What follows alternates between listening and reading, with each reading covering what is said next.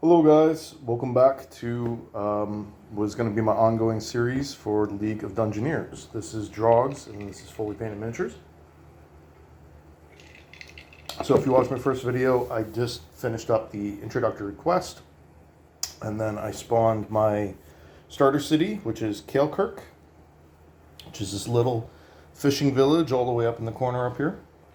And I did some of the settlement stuff off camera. I did a little bit of at the very end of the last video. I did get an event when I went back to the city, but it ended up being a negative event. My whole party got cursed and has zero. Everybody's luck is reduced by 1, so effectively it just takes my thief and reduces his luck from 1 to 0 for the next quest. Not a big deal. Just removes a reroll essentially. I'm honestly not even really sure how luck works. I'm not super familiar with that rule, so I probably wouldn't have used it anyway. As far as activities in the city, I went in, I purchased a buckler for Rothgar, my half-ogre barbarian. I realized that parrying is super important. It saved Henrik's life, undoubtedly. And the reason it saved his life is because he had a shield. So you can, with a shield, you can parry at a penalty for a free action.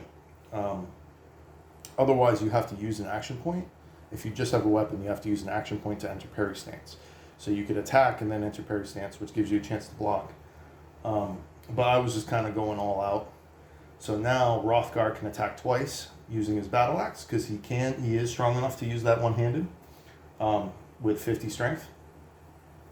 And the buckler then can block up to 4 points of damage. Technically 5, really.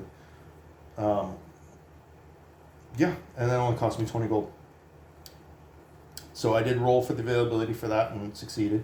I also repaired some items. So Rothgar repaired his leather vest by 1 point of durability, and Henrik repaired his padded vest by 1 point and his broadsword by 1 point. So his broadsword still has 4 points missing. His vest still has 3 points. Rothgar's vest still has 3 points missing. So I had some bad starting rolls on those items already. And repairing is very expensive, I realize. So, like if you have an item, if you need to repair 5 points of durability on an item, which, for example, Henrik did on his broadsword, it's the same price to just purchase a new one as it is to repair it. So if you get one that takes 6 points of damage, which is destroyed, you can repair it, but it's actually cheaper to just buy a new one, and you can also sell the broken one for 20% of its original value or something like that. So unless it's an item you can't replace, it's actually cheaper to just sell it and buy a new one. I don't think I did anything else. I did subtract all the money, but it was very expensive. I think that was like 60 gold I paid, maybe more, to repair 3 points of durability or 1 point to those 3 items. I also had paid for an inn. I didn't sell anything, so I bought one thing and then for 20 gold, spent 60 gold repairing, and then I stayed the night at the inn, which was 35 gold. So Kaelkirk is actually one of the most expensive inns in the game outside of the dwarven cities at 35. Even the capital, Silver City, is only 25 per night. And there's a couple that are 15. So probably not going to stick around here for very long. But I did roll a quest, which we're not going to do yet. It's at the Bat is what the generation came. I haven't read the rules for it yet, but I'm going to check that out afterwards. For now, we're going to do the first mission of the Dead Rising campaign. That's what the book suggests after the intro quest. So, here's the, let's get going. Okay. The dead never rest easy in the kingdom, but lately the reports of stirring bodies have been alarmingly high. The reason why some dead refuse to stay dead is a mystery. Perhaps is due to some unfinished business that denies the person its eternal rest, or possibly the soil of the grave is tainted by the void. However, as this repeatedly occurs, it seems that there is a definite reason behind the stirring. Maybe the king's decision to allow expeditions south once again has triggered the undead curse, or perhaps there is something else behind this. This campaign starts wherever the heroes are, but the second quest must be started in Silver City.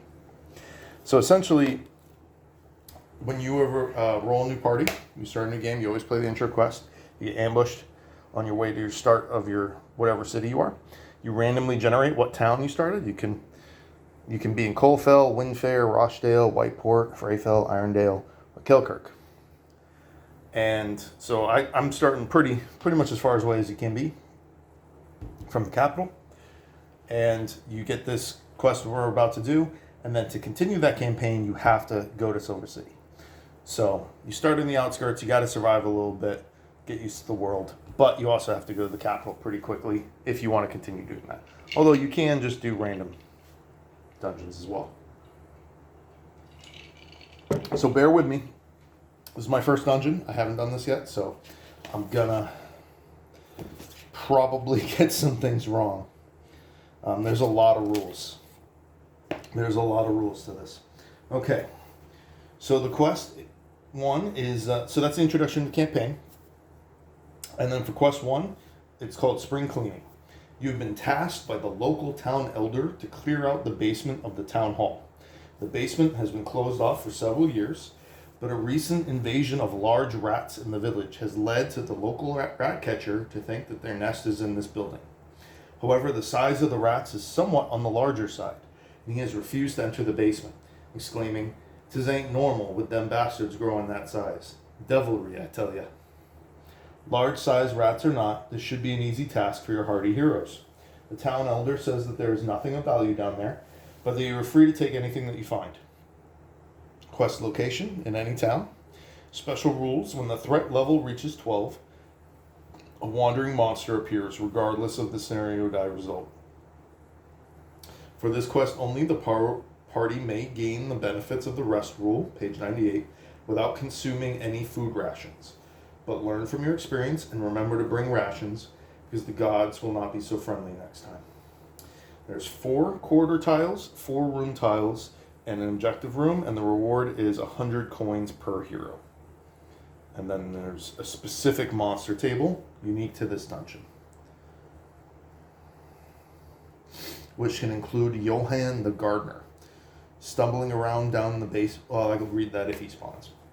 All right. And then I will go through the other stuff later. All right. So, I've already shuffled these 2 decks. This is the quarter deck and the room deck. It does call out 1 card to be removed from each, a specific card, so I've already done that. It calls out a specific objective room card as well.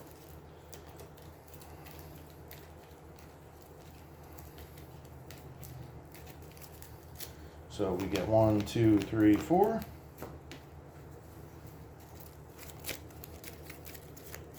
So one of the cool things with this game is it came with sleeves for all the cards in the game. I did not buy these. I'm not using anything that did not come in the box. All the dice, the standees, the sleeves for the cards, the bags, everything is just what came in the box, except for this notebook and pencil. That's the only thing. I am using this instead of this pad of paper for the moment. I actually find it easier for me to just, rather than having these, there's so much on the table and it's so easy for me to just bump it and send the tokens flying, that it's so much easier for me to just write it down. Like, oh, this is how many hit points this character has, and then cross it off and do whatever. So I take these, the 4 quarter cards, the 4 room cards, shuffle them up.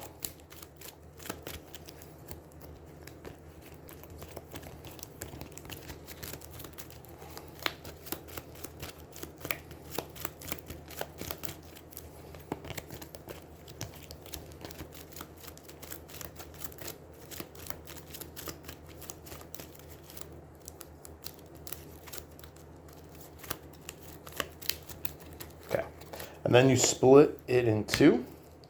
So here's the top half, bottom half. You take the objective room card, you put it on the, well, I guess bottom half card, and then shuffle again.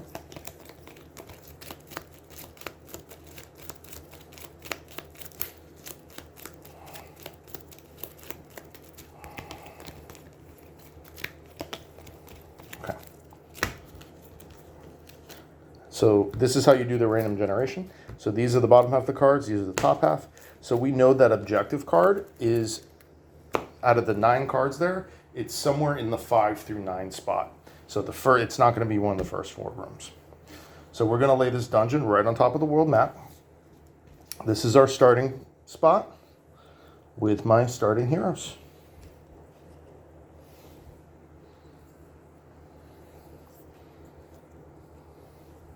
Oh, and as far as the rest goes, when you rest in an inn, you heal 2d6 hit points, which was enough to heal Hrothgar to full. I actually rolled really poorly for Henrik. I only rolled 3 on 2d6, which healed him from 7 to 10. But I have cooking gear, which gives me an additional +3 on rests for hit points, so he healed to 13. You also automatically restore all your energy and your luck, and you restore 1d3 sanity points. Everybody had full sanity except for Henrik, who was missing 1, so I didn't roll that. He automatically went to 8 as well. The sanity system's pretty cool.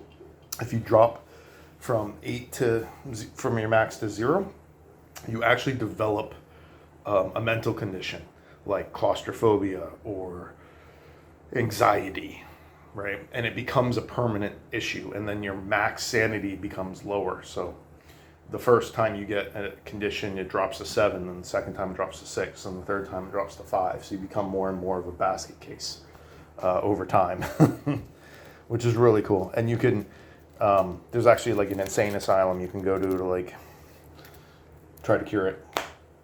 All right, so these are my dungeon cards.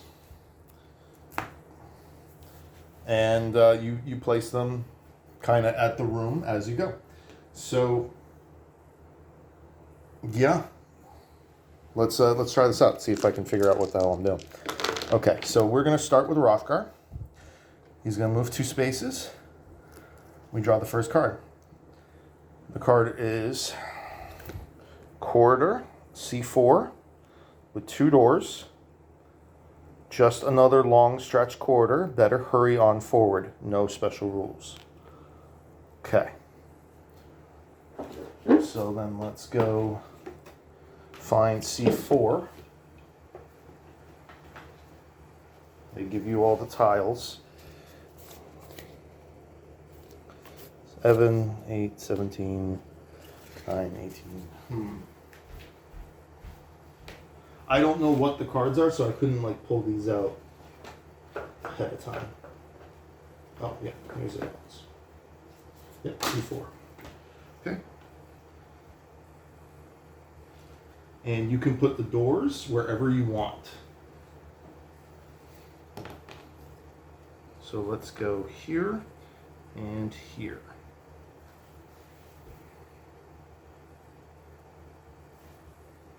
Yeah, that's fine. But I could put it over, here if I wanted to, or, you can kind of do whatever you want with that. Let's actually move it there. That looks better. Okay. Now he can continue his move, 3, 4.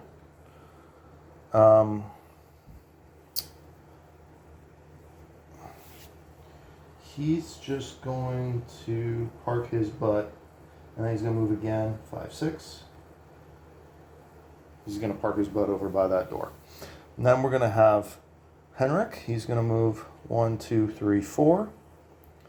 And then he's going to attempt to bandage himself to try to heal those remaining hit points. So I'm going to roll 45. And he needed a 42. So that's a failure. So that's the last of my bandage.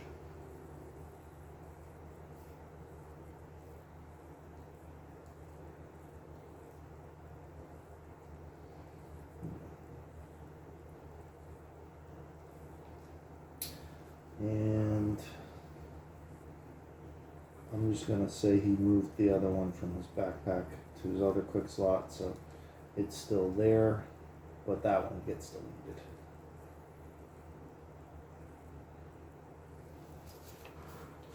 So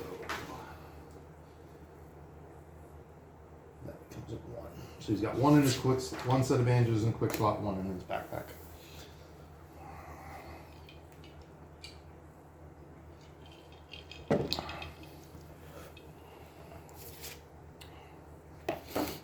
Oh, wait, I'm supposed to... Oh, you already screwed up. Okay, you're supposed to roll to see if there's enemies in the room. Okay. Let's bookmark that page. I'm so bad at this. I'm sorry, guys.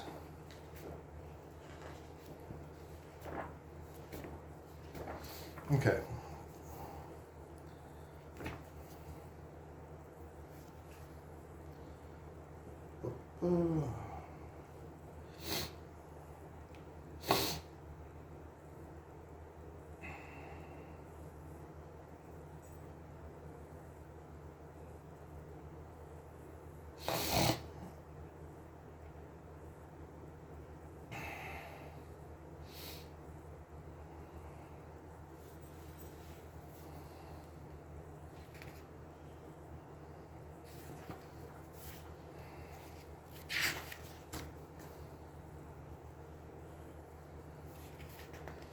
Man, this is...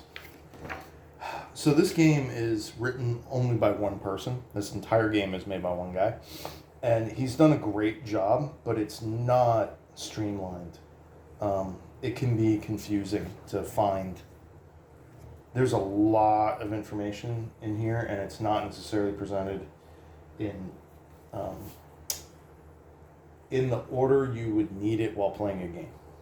So, for example, I just passed into this first room. I'm trying to figure out if I need to roll for enemies to have appeared in the room or not, and what that roll would be. Let me see. Dungeon exploring. Okay. I don't roll for that until my next turn.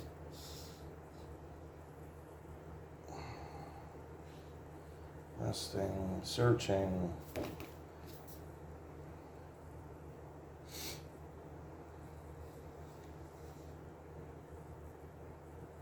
I believe you have 50%. Yeah, okay. No.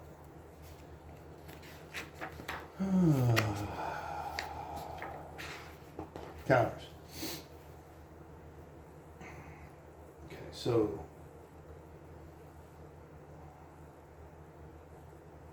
yeah.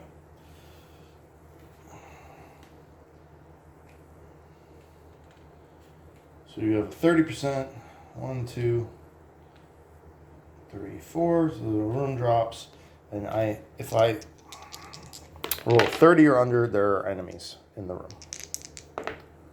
19. So there are enemies. Okay. So now I go back and I roll another D100. 39 is Johann. Johann the gardener. Okay, so Johann appears right in the first room. This is crazy. I'm sorry, guys. I know I'm not good at this. It's going to take me a minute before I get 5 or 6 of these under here.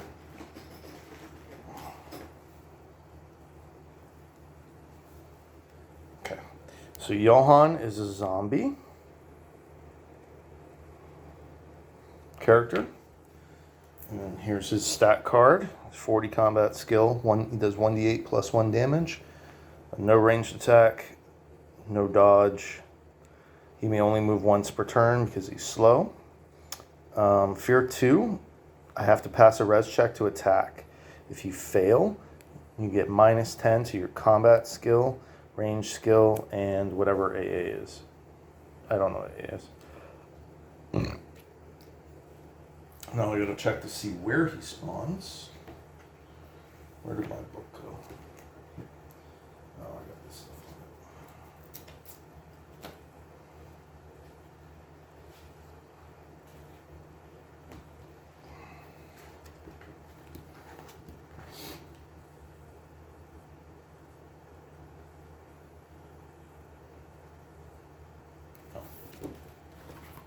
Okay. 1d2 and a 1d6. So 1, 2, 3, 4, or 1d4 because there's no 1d2, and then 1 through 6. So we get a 1, 1. So he spawns here, right up front.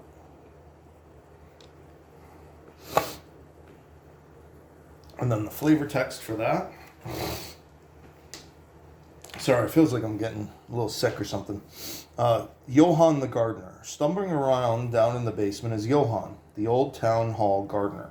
Unfortunately, he is no longer alive, and the zombie remnant of his body walks aimlessly through the corridors, possibly animated by some foul magic. Or perhaps the tainted ground itself is denying him his eternal rest. Johann uses his standard zombie stats and is unarmed. Okay. So I've moved 1, 2. I will move one more space, which costs me 2 action points. And face him. And then with his second action, this one's a little bent. There we go. And with second action, Hrothgar will attack Johann. Hrothgar has a 55 combat score with his battle axe. And there is no dodge, so he hits on a 55. He got a 98. That's a critical fail. So, according to my flow charts, I know if I get a 00, I like fall over. It's really bad. Hero attack. Regular attack, modifier, skill check. No. Did you roll 00? If you roll 100, you deduct 1 durability point. That's what it is. Okay. So it's not a critical fail, it's just an automatic fail. So even if you have max stats, you could have 100 combat skill. If you roll over a 90, it's an automatic fail. And if you roll a 100, which would be a 90 plus a 10, you damage your weapon. So that's how that is. Okay. We're now in combat. Oh. I did that wrong.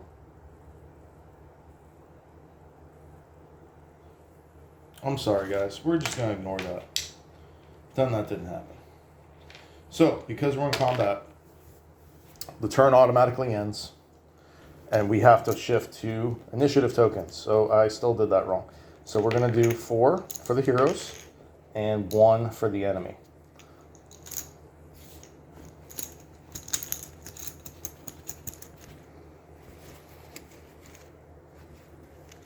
We get a hero. So Hrothgar is still in that. He's actually in melee range already. So he's going to just attack twice. That's what he's going to do. So we're going to reroll.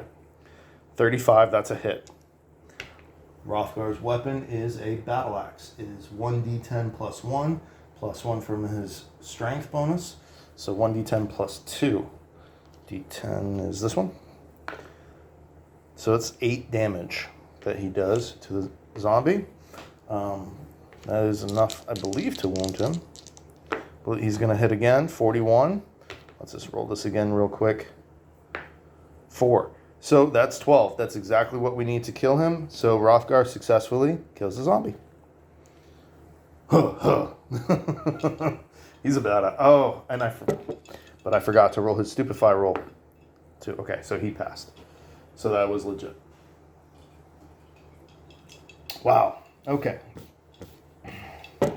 A lot of rules to keep track of. So we're just going to take him off the board. So we automatically get to search him. That's the rule I'm playing by anyway. And I get to roll on the tier 1 treasure chart.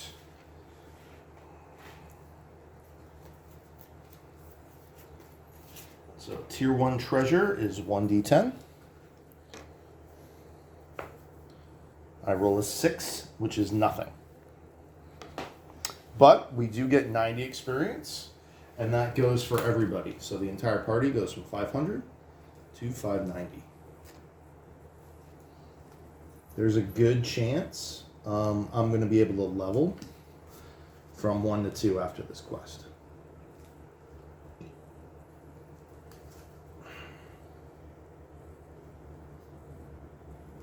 Okay. All right.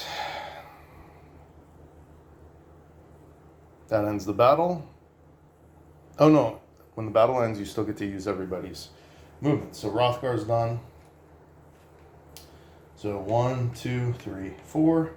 Now he's gonna roll for healing, like I wanted to do before. 60 still fails. So that's fine. He deletes the that item. And then 1, 2.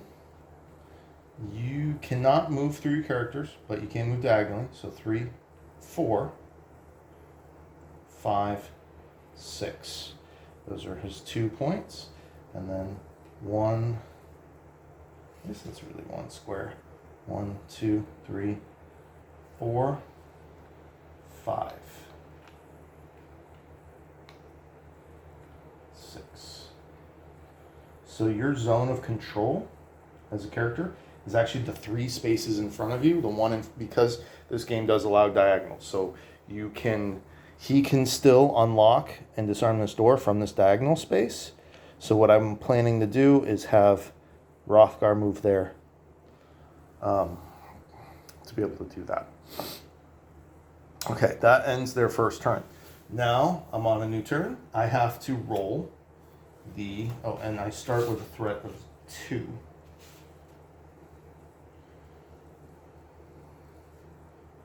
Max 18. Okay. So threat. How do we do that?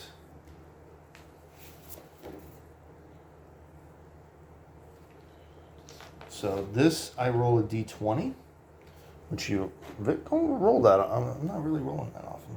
Okay.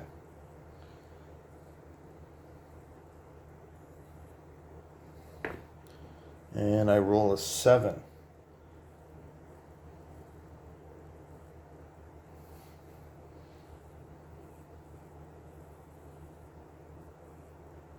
Okay. So basically, if you roll your threat level or below, it triggers a negative event. If you trigger above your threat level, nothing happens, but the threat level goes up by 1. So I had a 2, I rolled a 7, so my threat level is now going to a 3. And if you roll a natural 20, it actually lowers your threat level by 5. So that's kind of cool. All right.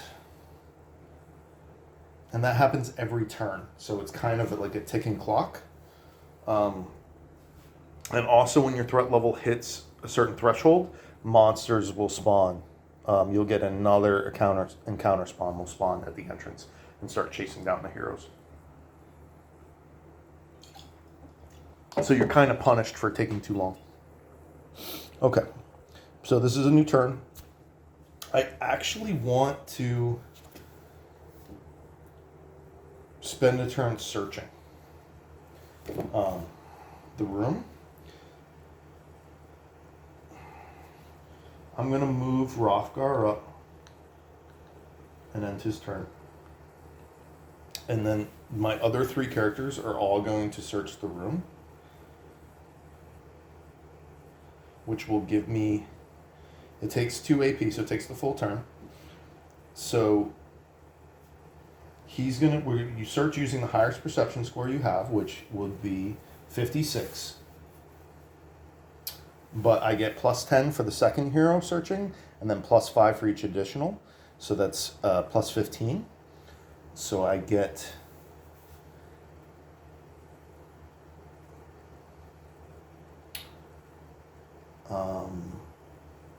56 plus 15 is 71 perception.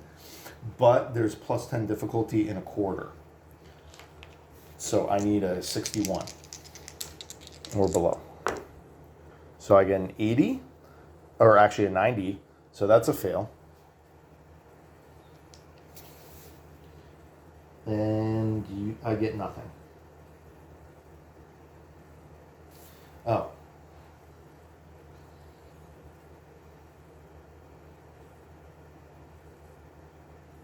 No, it's just a fail.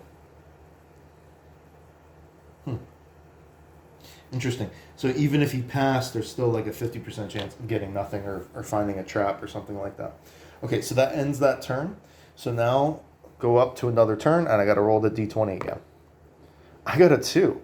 So that's actually going to trigger an event.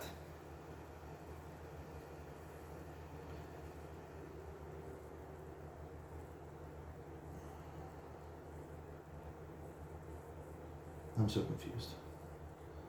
Oh, that's the right. Okay.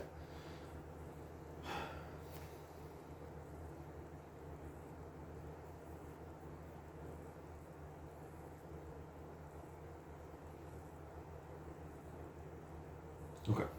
So that means I have to roll on the threat table. Oh, a 20.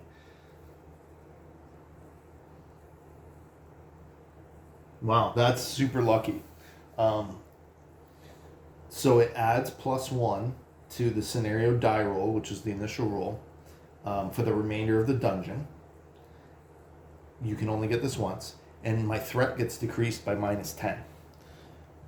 Which is wasted because I was only at 3. But my threat level goes back to 2. Because that's the minimum. And I get a +1 to all my rolls for the rest of the game. So, pretty cool. Sorry about the sniffles. Okay. So, new turn. I'm going to try to open that door. Where is door rolls?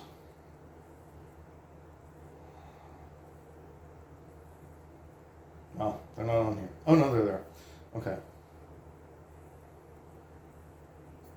Sort of. So I roll a d10. I think I roll a d10 and a d8 at the same time.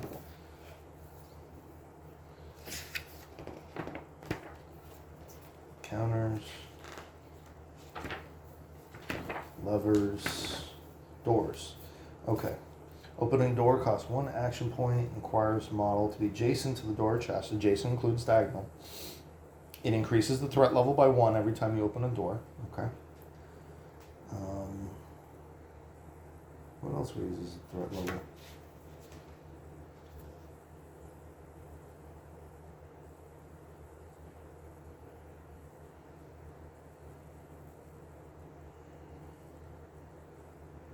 Man, there's a lot of stuff that I'm gonna forget. All right. Roll a 1d10 and a 1d6 simultaneously. Okay, so I get a 7 and a 2. So that means the door is not trapped, but it is locked. But it's a weak lock.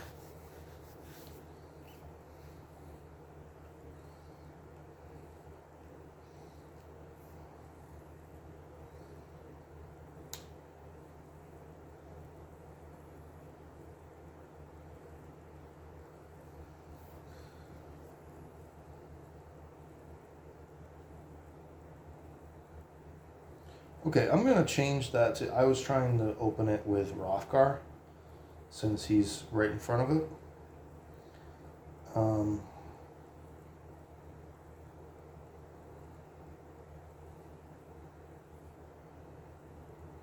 Because if I do it with Nebut, my thief, I have to skip another turn again just so he can try to disarm it or unlock it. I don't understand. Oh, okay.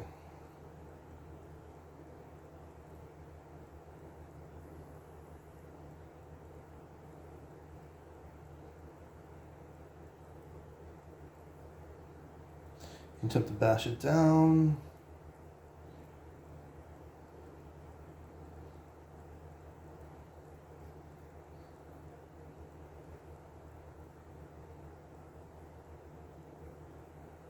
Okay.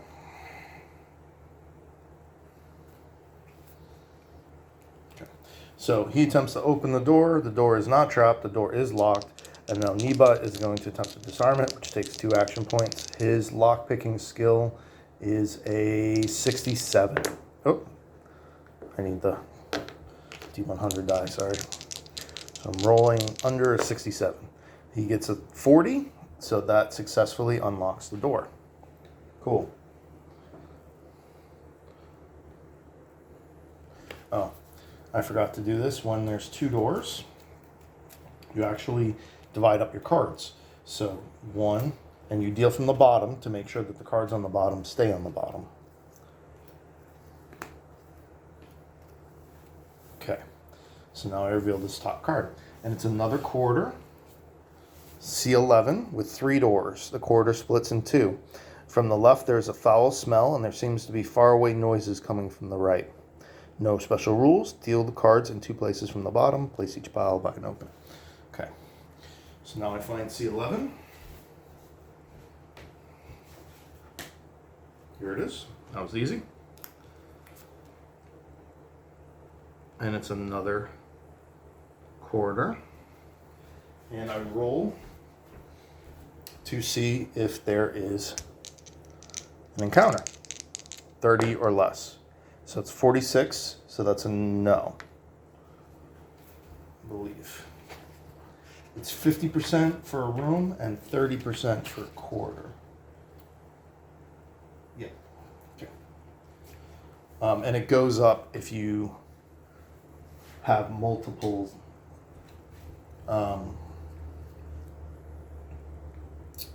if you go 4 rooms in a row without an encounter, so this would be the first one, then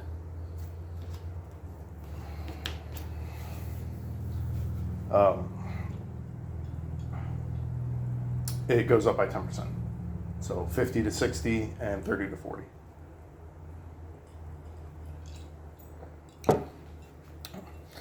So eventually you will run out of rooms. I can also search each room only once. Okay, so Rothgar and the Thief both have used up their turns.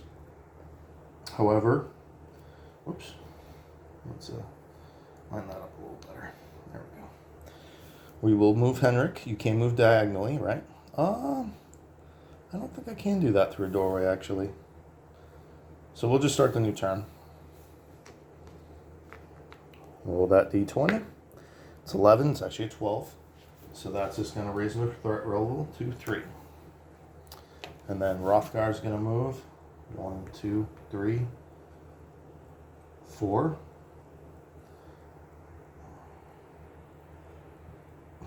1, 2, 3, 4, 5.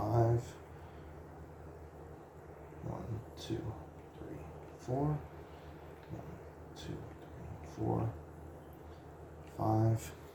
That's going to end that turn, and we're going to roll again.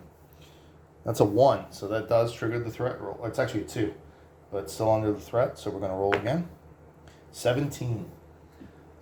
So 17 is the risk of encounters goes up by 10 in all rooms and quarters for the rest of the quest. This is cumulative, but max is 70%. So, like I was just saying, that's another way to do it. So now my odds of encounters in a room are 60% and 40% in quarter. All right. I will spend this turn searching using all 4 characters. So that will be, my perception is 56, and I'm going to get a plus 20, so 76. So that passes.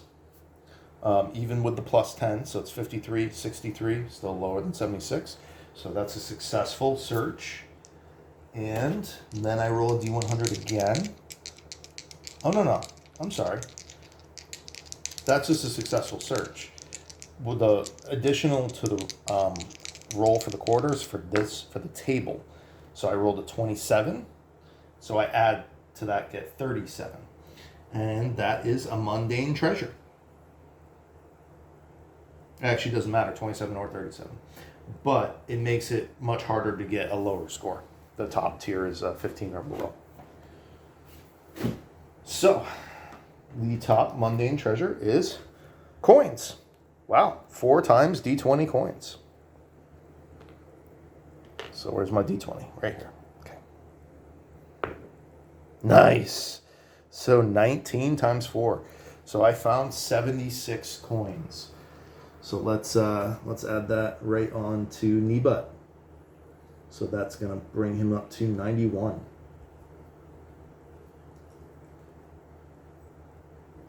Very nice. Super happy about that. All right, and that ends that turn. That's a 21. So that actually lowers my threat level. It's a natural 20. Lowers my threat level again, back to 2. Crazy. All right. So Rothgar is going to move forward with his first action. His second action, he is going to attempt to open the door. So I roll a d6 and a d10. It is not trapped and it is not locked. Lower numbers are always better, except for your threat roll. So that becomes an open door. And we reveal the top card. It's another quarter. I don't need that anymore. C15. The corridor in front of you has collapsed, and there is no way you can get through without digging through debris.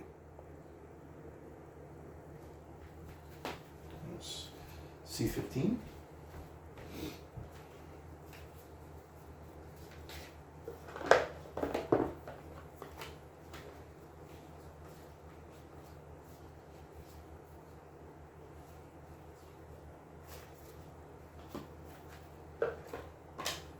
Oops. So the walls have collapsed in on that room. Where'd I put the card? Oh, here it is. Okay. The corridor in front of you is collapsed and there's no way you can get through without digging through the debris. So this was the card that was there. So this just gets divided back over here.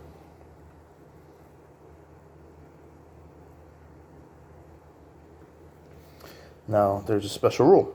There is no encounter in this room. Roll a 1d100.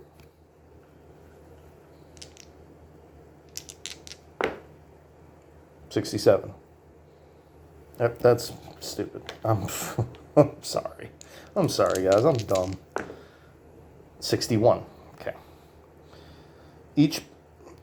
There's no encounter in this room. Roll a 1d100. This is the number of stones that must be removed.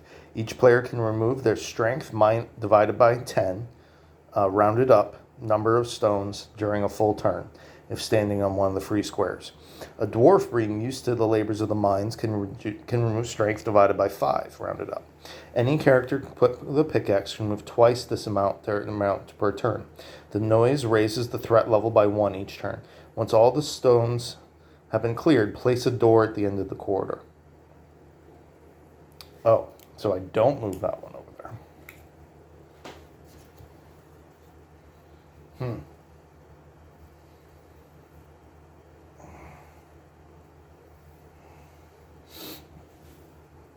I think I'm going to pass on that. That just seems like a lot of work for now. And I got these other rooms right here. I can search it. So I will go Rothgar opened it with his first action. He's going to then move 2 spaces back. And then my halfling Nebut, he's going to go 1, 2, 3, 4. He's going to hang out there. Henrik is going to move forward. 1, 2, 3, 4.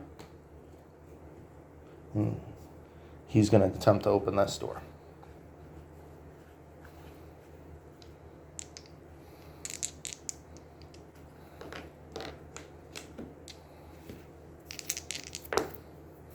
Two and a 3. So that is unlocked and untrapped.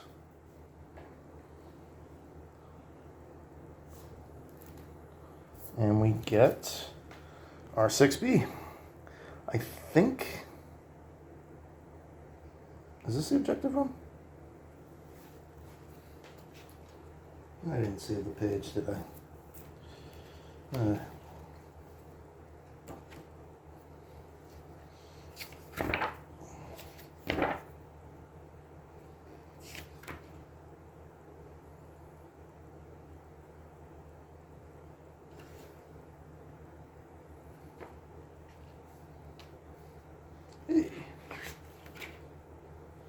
There it is.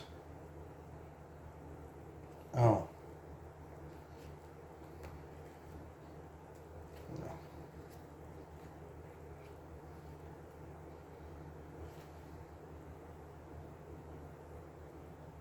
No, that's not the objective.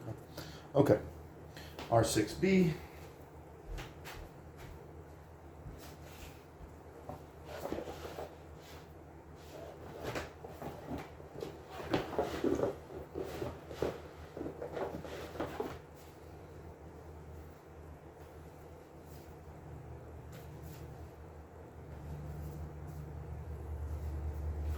That one.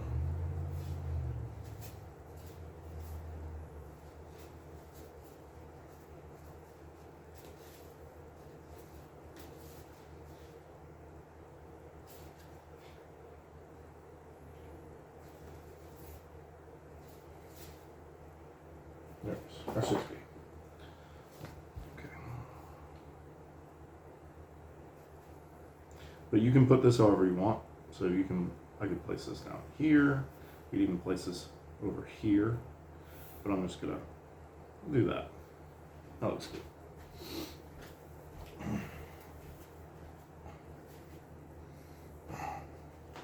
R6B, empty room.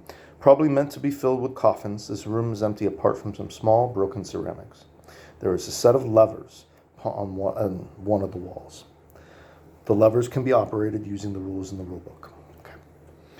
It is a room, so first I have to roll to see if there's an encounter. 23. That's definitely an encounter. So then I roll another D100, see what we get. And we get a 25. That is 1d4 giant rats. 2. That's why we're here after all. We're trying to exterminate some rats, so it makes sense. So this room is 6 by 6. You see the little giant rat tokens? They are almost the same size as the clip, so you can barely see them.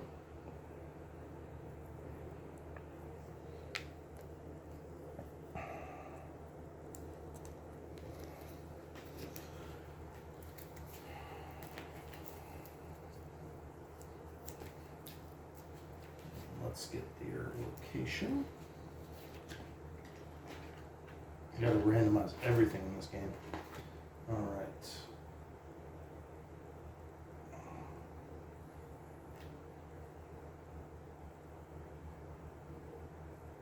Oh, just 2d6.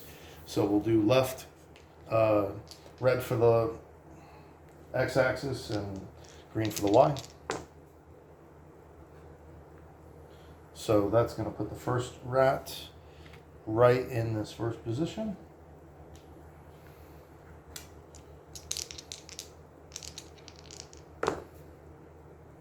And the second rat would be over here.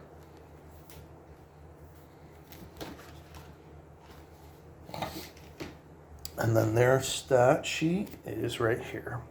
Rat is a beast, has a 45 combat skill, does 1d6 damage, -5 to hit. It moves 6, so it's a high move speed. Has the ability Scurry, may move through all models and zones of control for free. May not stop in the square with another model. Okay, so in this game, models cannot move through each other. Your characters cannot move through each other. You can move diagonally between two of your heroes, but you cannot move through your characters. So you can block. You have to pay attention to who's in front. You can't just move everybody through. So these rats are one of the exceptions. Perfect hearing. Add +1 enemy initiative token. That makes sense. And then pyrophobia, see special rules. Okay, so I think they're like scared of torches or something like that. I forgot to be using a torch. I'm so silly. I have torches on my thief.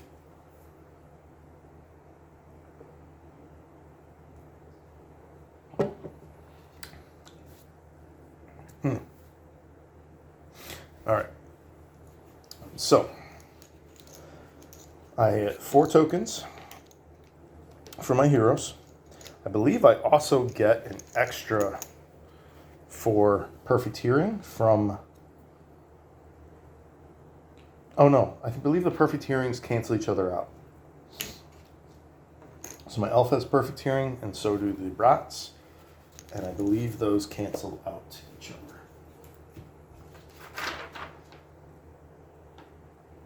+1 initiative token for the first round after opening a door, yeah. So, yeah, we're just going to skip that. And you start combat.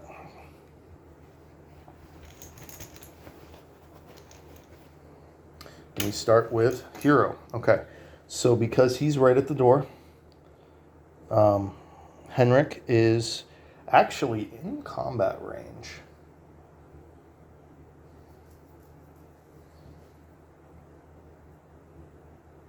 But he's going to move twice. He's going to move and then move again. And face downward so that he can allow other people to get in the way. And then he's going to attack. He gets a -5 because of the giant rat's innate dodge. And he hits on a 51. So 74, that's a miss. All right, and now we draw a second token.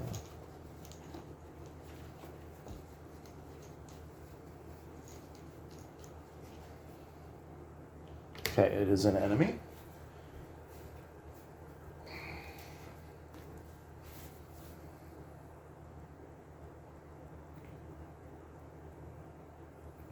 There's no archers or anything like that. I believe it just activates whoever's closest, and they attack.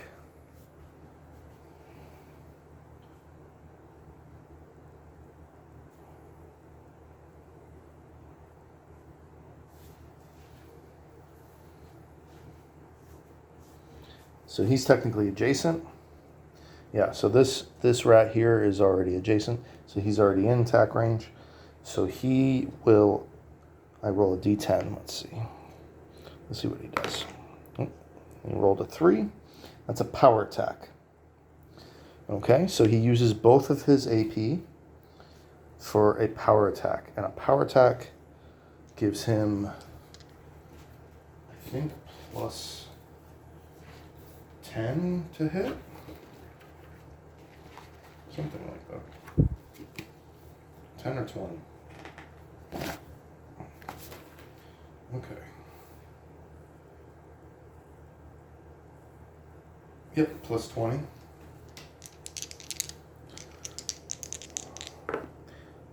He rolls a 19. That's going to be a hit no matter what. +20, and that's basically 0. So he hits Henrik. Henrik is not a good tank. And he hits Henrik for 3 damage. Potentially. So I do get to parry with a -15. So that is a 31? No, 36. Yeah, 28. So I do successfully parry with the shield. The shield defends up to 4 damage. So it doesn't take any durability damage. And I effectively block the rat strike. So good job, Henrik. He's not very good at dodging, but he's very good at blocking.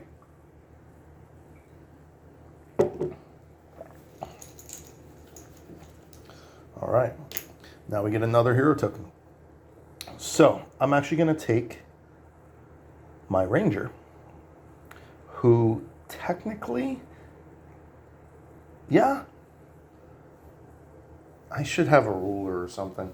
for line of sight, but no, that's blocked, but he can move here and achieve line of sight to this rat.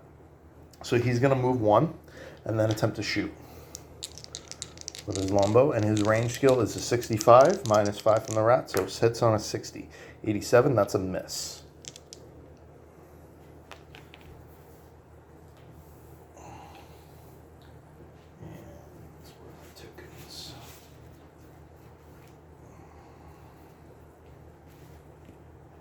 He is unloaded.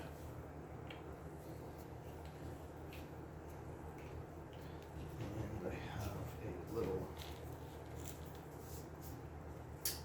power attack. Oh, he actually would have hit on a 65, but that's still a miss. Because after a power attack, the enemy no longer gets their dodge bonus. All right, and then we get to go again. And we get Rothgar. So he's going to go 1, 2, 3, 4 to get in that door. And then he's going to take a swipe with his battle axe. 85. That's definitely not a hit.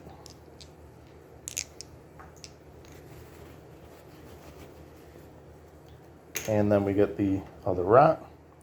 He will... Well, he's outside of range, so I believe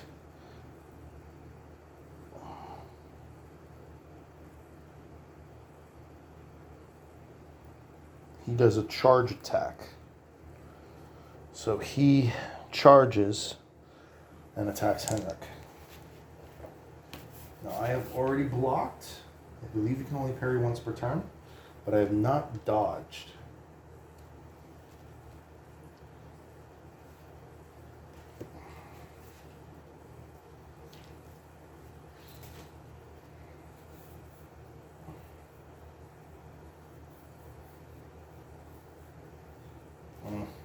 I gotta look at the rules. Sorry about that. And where is a card I don't need? Here we go.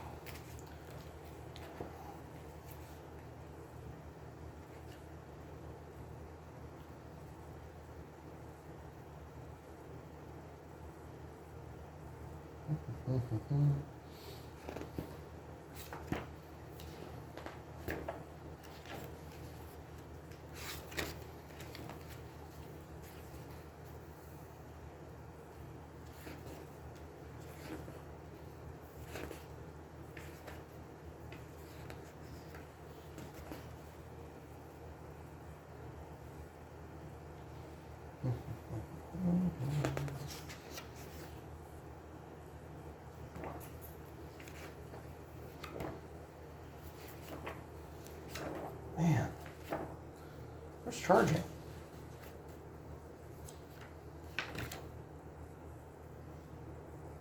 Now, also, this dungeon, there's like no furniture. There's nothing really there. If there is furniture in the rooms, you can use it as obstacles. You can hide behind it for range attacks. You can climb on top of it to give yourself a height advantage, which allows it to more easily hit. Charge attack, okay.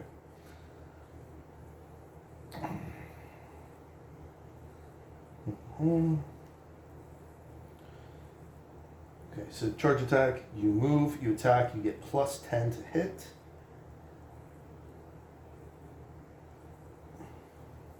It will stagger the enemy even if they manage to parry or dodge.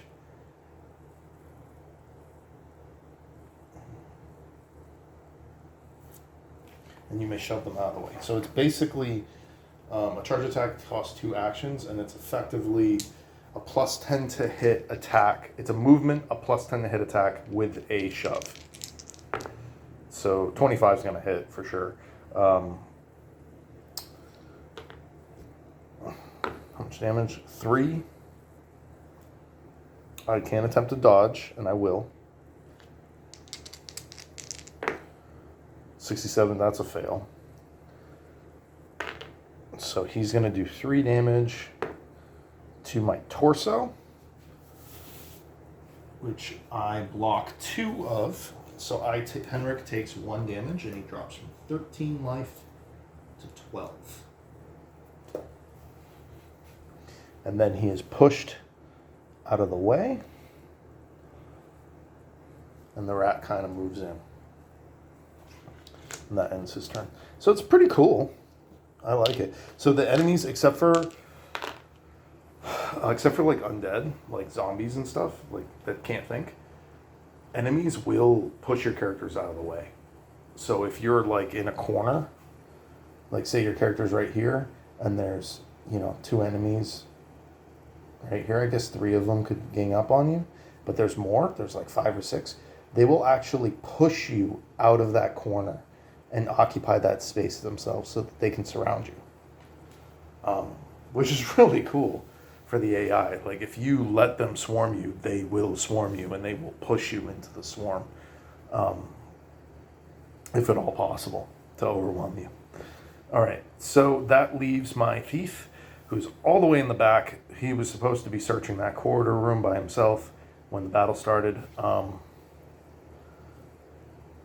There's not really a whole lot he can do, but I guess I'll move him up. So 1, 2, 3, 4, 5, 6. He can at least attack through the doorway. And that ends that turn. So even in combat, you still roll your threat combat die. So that's the end of that turn. I roll 7, which just adds +1 to my roll, makes it a 3. And then we go back to the token bag.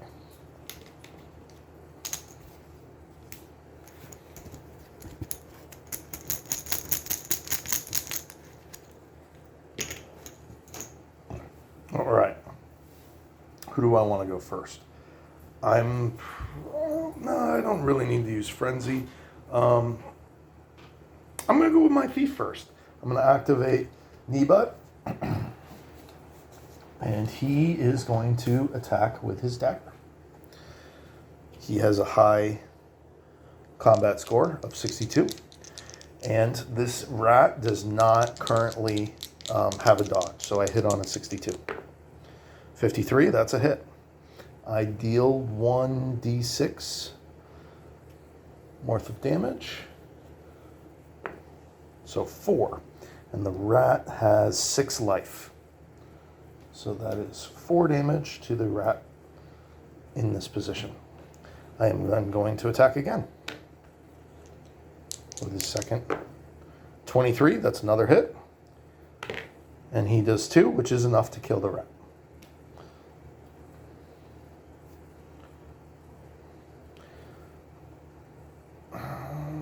I can just clear them because they don't... you can play with rules where you have to actively search the bodies and whatnot, and it just takes more turns. Once the room's cleared and the battle's cleared, I'm just going to roll for the loot and it goes to wherever I want it to go to. That's the way I'm playing it. All right. Good to go again. We're going to go with Rothgar because he's a badass and he kills everything he touches. So he hits on a 50 because that rat does have his dodge bonus. 88, that is definitely a miss, but he's going to attack again. 45, that's a hit.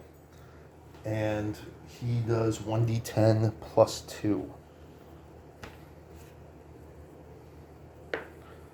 So he does 5 damage to the giant rat, leaving it with 1 life.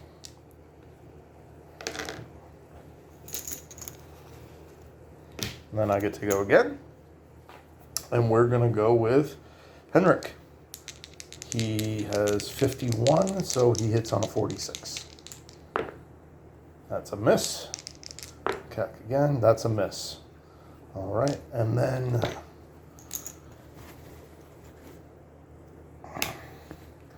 I get to go again. So here's what I can do. I'm going to move 1. That reloads my weapon. I can do that for free. I will shoot. At the rat, I get a -10 penalty for shooting through obstacles.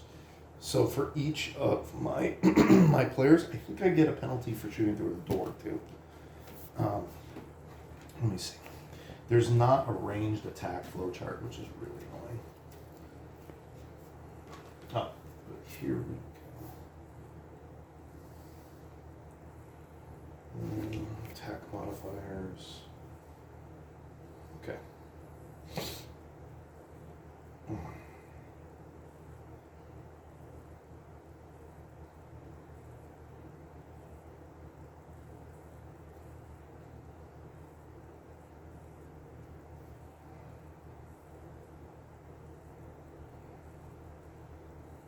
No, there's nothing in there. Alright, I gotta look through here again real quick.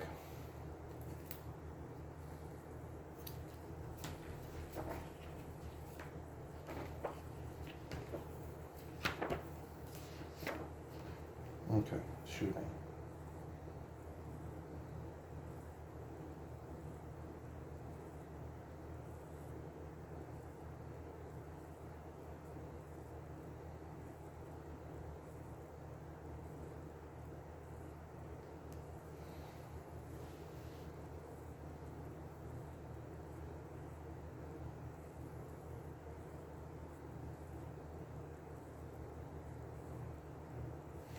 Oh, I was doing that wrong. So the doorways are not just the single square, they're actually both squares. Doorways take up 2 spaces. Therefore, anyone in this space can attack either of these 2 spaces. So I played that wrong. Technically, the halfling should not have been able to fight him.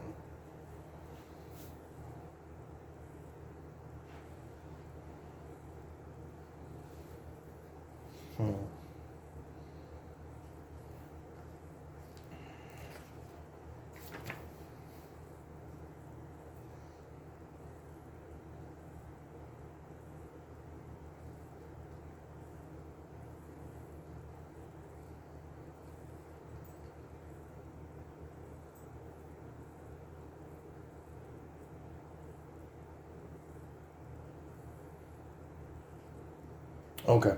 Yep, never mind. So you can't do that. So I'll just move to this position on my turn. You cannot shoot through a model in a straight line. If there's an angle, like say,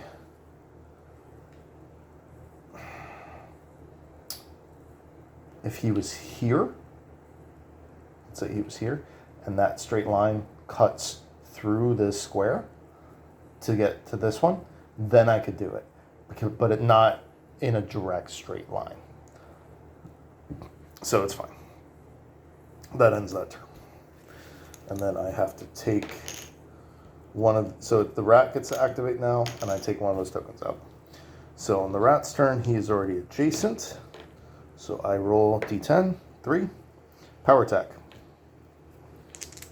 So he rolls 97. Ooh, that's really bad. So he fails his power attack and loses his dodge ability. That's the end of the second round.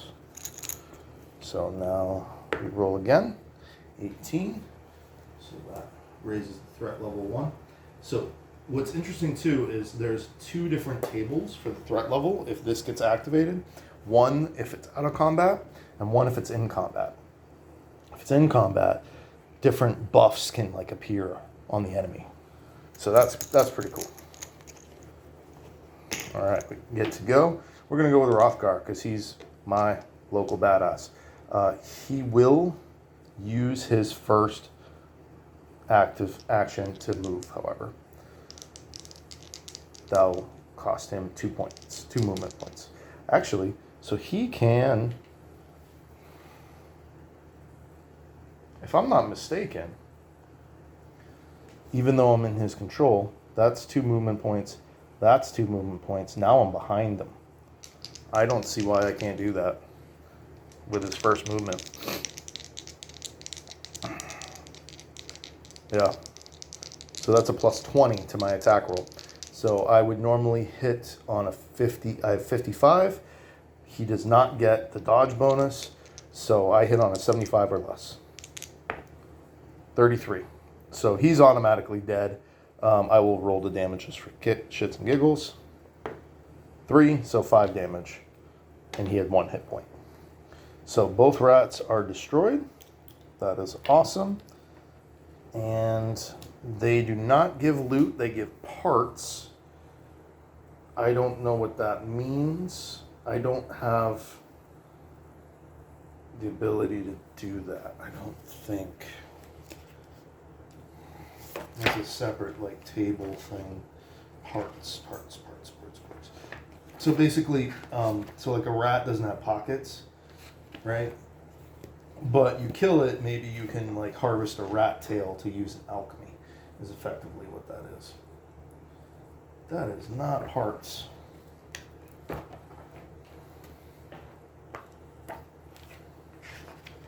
I read that wrong? There is a pretty good index in this book. Yeah, hearts 64.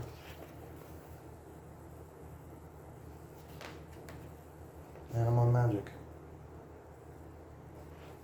So that is a misprint.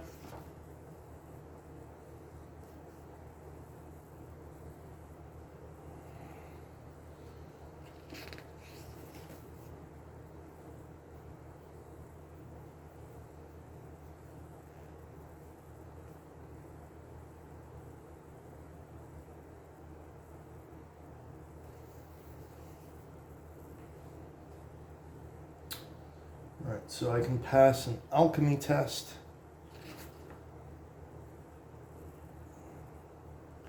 Where's the rat?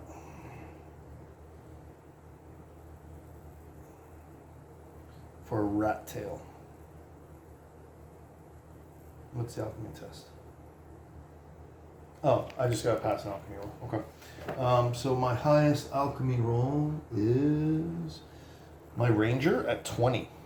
So D100, I need a 20 or better. That's 72. 46. So I do not get any rat tails. I do get some experience. I get 40 for each, so that's another 80 experience. Which brings them up to 670. I'm just going to mark that on Rothgar, and I'll adjust the others later. Save time. All right, and he is -1 hero.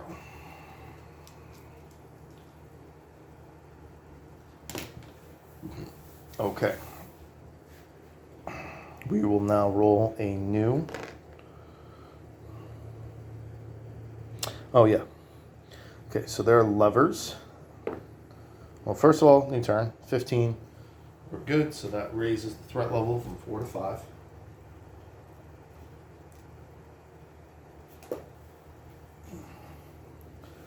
And we're going to move everybody in. 1, 2, 4. 1, 2, 3, 4, 5, 6. 1, 2, 3, 4, 5. And I guess that ends that turn. Well, there's supposed to be levers, so now I gotta look at the lever rules because there's so many different things going on. I think you draw a card. Levers.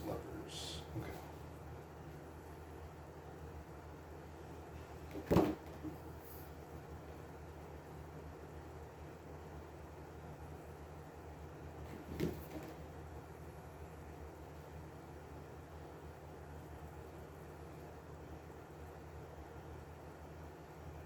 Okay, that's all here. Okay.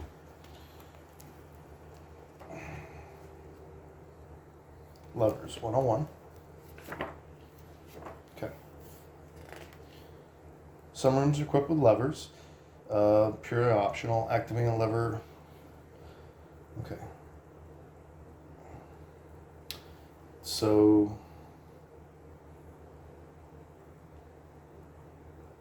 I'm just going to say he still has an action point. I don't actually remember. It doesn't... Well... Alright. I never rolled to see which wall it's on. So 1, 2, 3, 4. 2. So it's on that far wall. So no, I have not reached the leather yet.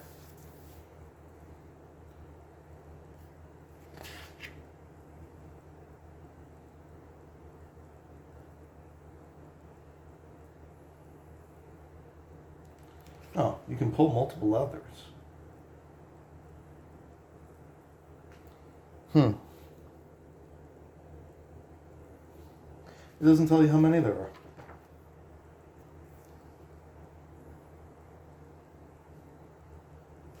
Are there 2 levers? Are there 3? Are there 4? You can basically just mess around with them. I'll do 2, I guess. Well, let's roll a d4.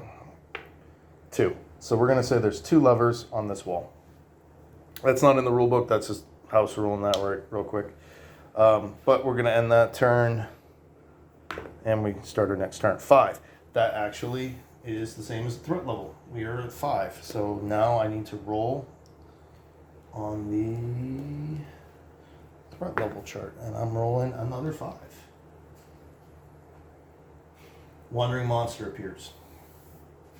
All right.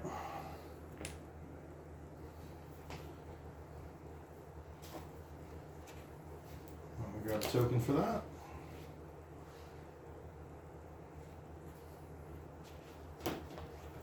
Wandering monster appears. So basically that's another encounter, and it's going to move forward kind of randomly towards my party. You can close doors, you can buy iron bars, and you can bar doors so that as you delve deeper into a dungeon and wandering monsters start appearing, they take longer to get to you. But I think it's fine. Yeah, so wandering monster appears. I don't think it does anything for this turn. I'll look up those rules in a minute.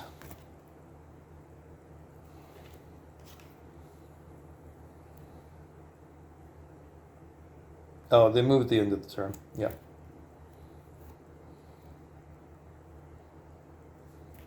So now I get to start activating. Okay. So first,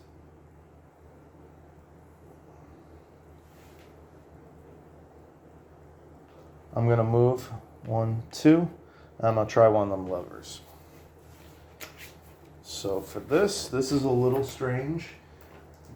I don't know why it has you do this, but it has you take an entire deck of cards, just like regular playing cards. I think this is the only time this comes up in the game. And then it has you, we're just going to draw one that's a red. So you get red or black. You could just flip a coin or roll a d2.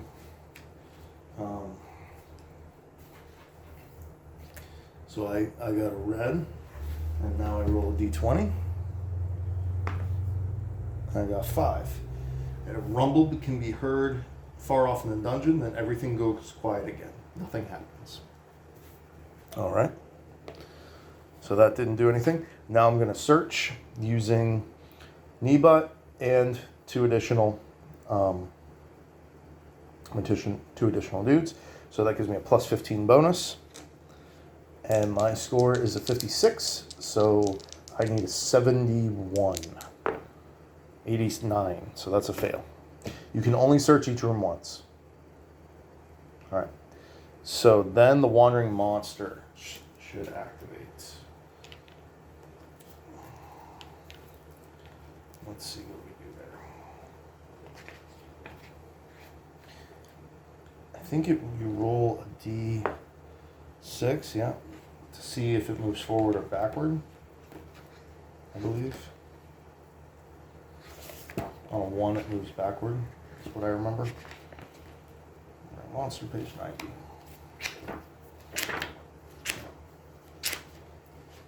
Okay. Place a token on the start tile just outside the door. When the heroes performed all of their actions, they know this turn. This token will move to the first room in the dungeon. Token always moves 4 squares. 1, 2, 3, 4. Once in a new room, they'll randomize the direction of its new move. Side is below.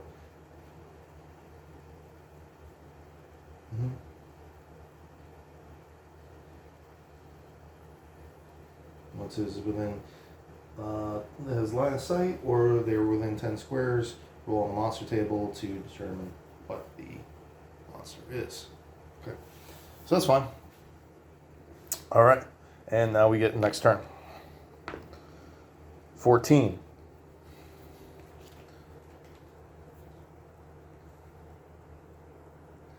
So that is above my, oh, and my threat level goes down by 5, so it was back to it too. So 14 is well above, back to a 3 threat level. So haven't had much trouble with threat levels. All right, and then I get to activate. I will attempt to grab the other lever. I'm just gonna take these. So I think red is bad and black is good, something like that. All right, what do we get? Another red, that's fine. I roll another d20 and 10.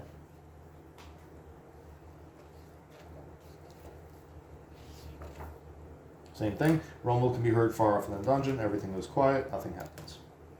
All right, so both those levers were a bust. That was his first action. Then he's gonna move 1, 2, 3, 4.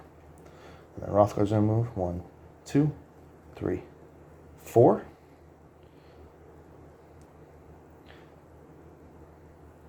Before I do that, 1, 2, 3, 4, 5.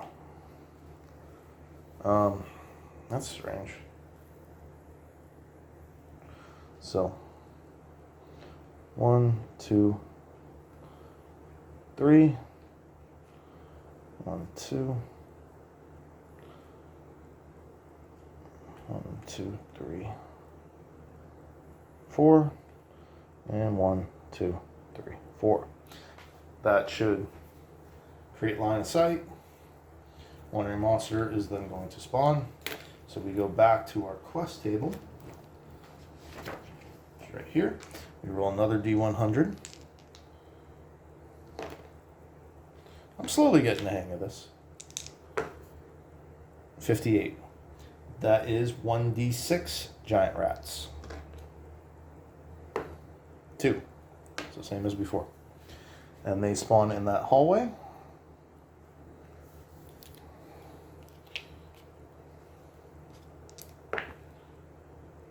So 2, 1. It's going to be right here. And 2, 6. So they're going to be in those two corners. Combat starts.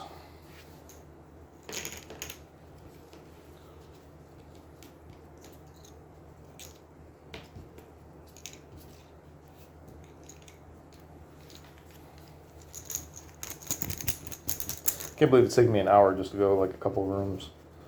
This is a very small basic dungeon. All right. Rother's going to go first. He's going to go 1, 2, 3.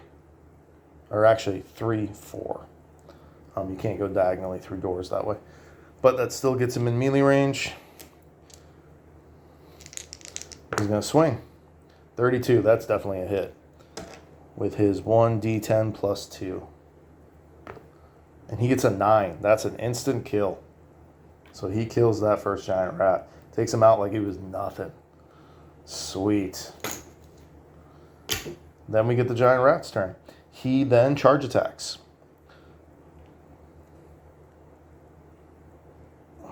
So he gets his charge attack with a plus 20. Chance to hit. So he hits on a 65. 37, that's a hit. Does 1d6 damage. 2. And it's going to be positional die to the chest. Now I do get the chance to dodge. And my dodge score for Rothgar is a 45. 35, so he dodges the attack. He still gets shoved. So he kind of gets pushed out of the way. So the rat's kind of cornering him. The next ones are going to be all my characters. I get to choose the order, so I'm just gonna go throw these back in the bag. We will start with the Ranger. 1, 2, 3, 4. Which is line of sight as far as I'm concerned.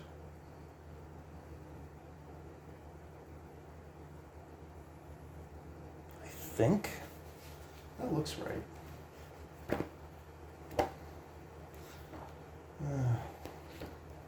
Let me look real quick.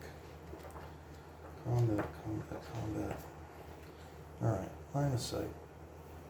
Because it touches a black outline, that's...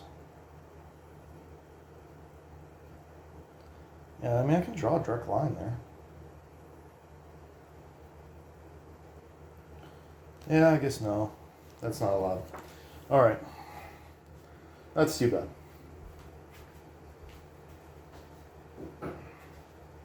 So he is still out of range. So I will then take Henrik, 1, 2, 3, 4, 5, 6. And then 1, 2, 3, 4, 5, 6. I'll end that turn. Let me scroll 4. Where am I? My threat level's at 3, so that barely passes. It's a 5. I forgot I get the +1. But I do go up to a 4. And then let's draw. Alright, we'll start with Hrothgar so he can get revenge. He's going to attack. 85, that's a definite miss. And an 11, which is a definite hit. So he's going to roll his 1d10 +2. 8, that's a 10. Wipes out that rat. Oh, damn it. I keep forgetting to roll his stupidity die. So that was fine. But I definitely forgot to do that like 3 turns in a row. So sorry about that, guys. I'm giving myself an unfair advantage. But you know, it's my game. Whatever. It's going to take me a while to get all the rules down. This is not a perfect playthrough by any means. Okay, so then I get to roll twice to see if I get rat tails. I need a 20 or under. 68 and 74, so those are both failed. And I get another 80 experience for the 2 giant rats, which put everybody up to 750.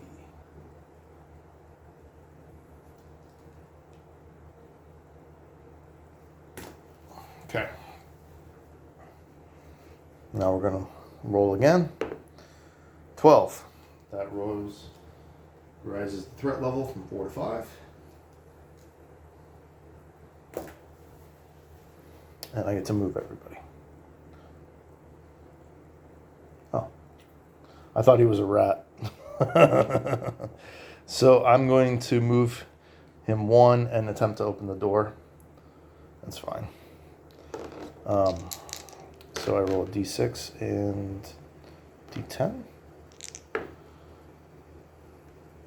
Unlocked and untrapped.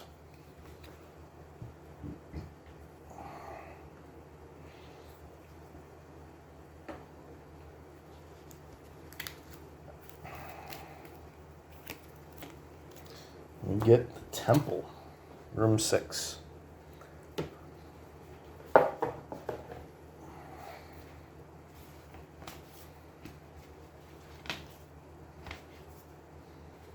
So it sounds like the town elder's been hiding a secret cult in his basement. If there's a temple down there. Yeah.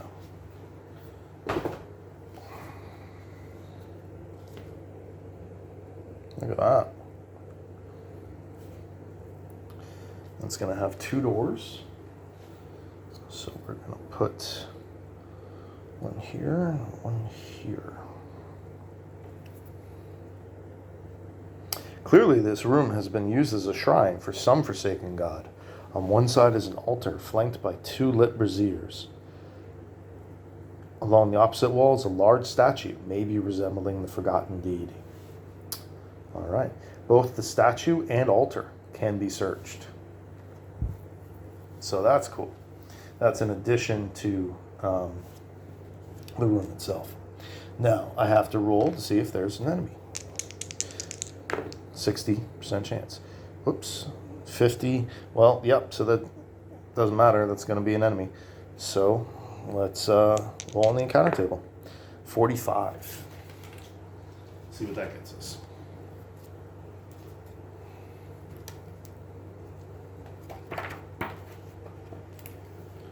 45 is Johan the Gardener again, so we're just going to re-roll that one. Oh no. Then place 1d4 giant rats and 1 bat swarm. Okay. All right. I'm going to pause just for a second so I can take a quick bathroom break. I'll be right back. Okay, guys, I'm back. So I rolled 1d4 rats, and I got a 4. So we ended up with 4 rats and a bat swarm. So there's going to be 5 enemies in this room, which is pretty cool. So we get in the bat swarm and 2 giant rats.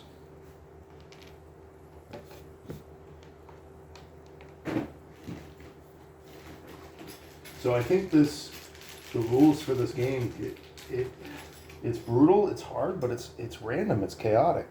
You know, I could get an encounter in every room. And some of these rolls, these enemies can be kind of tough. There's a giant spider on that table, which is like a nasty beast. Like, that could easily kill you at level 1. You know, luckily Rothgar's been taking care of business, but like Henrik and Alsace haven't been particularly useful at all, for what that's worth. All right, so I did grab all the monster cards ahead of time. But yeah, giant spider does 1d10, hits on a 50, has 25 hit points plus a bunch of special rules. Like, ooh, like that thing could kick your ass. So here's a bat swarm. It has 10 hit points, deals 1d4 damage. That's not that bad. It's hard to hit. It's got a -10, 6 movement.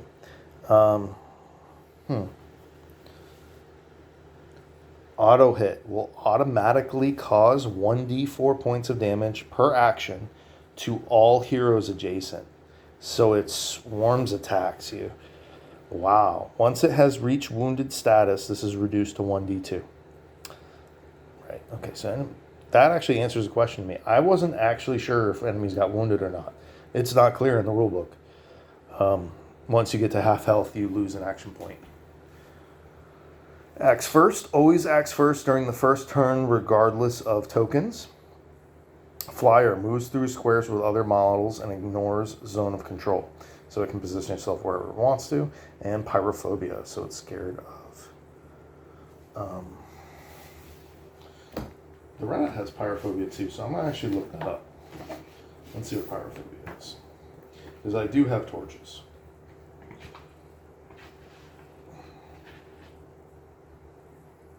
Pyrophobia, passive. This creature must pass a resolve test to attack a hero carrying a torch. If the test fails, the attack fails and the point is spent. Creatures with the bellow special rule that fail their test will instead use the action of bellow.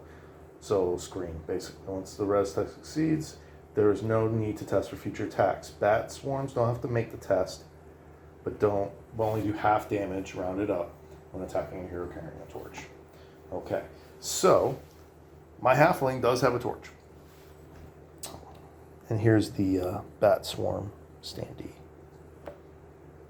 Pretty cool. All right. So that's a 6x6 room. Let's randomize everything. Let's do the 4 rats first.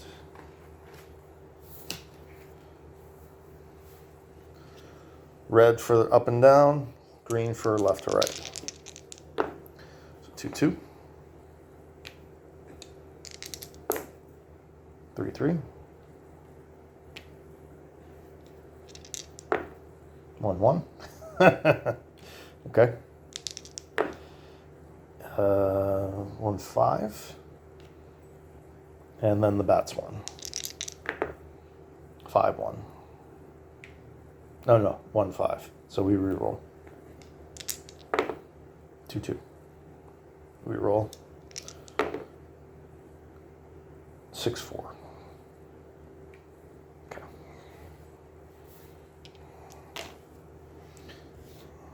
So we get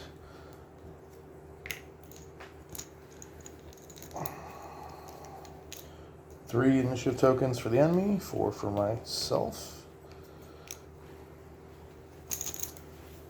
And we start by rolling a die, 13. That's going to raise the threat level to 6. That always acts first. Move 6. 1, 2, 3, 4, 5. 6. I guess right there would actually probably be best for it. All right.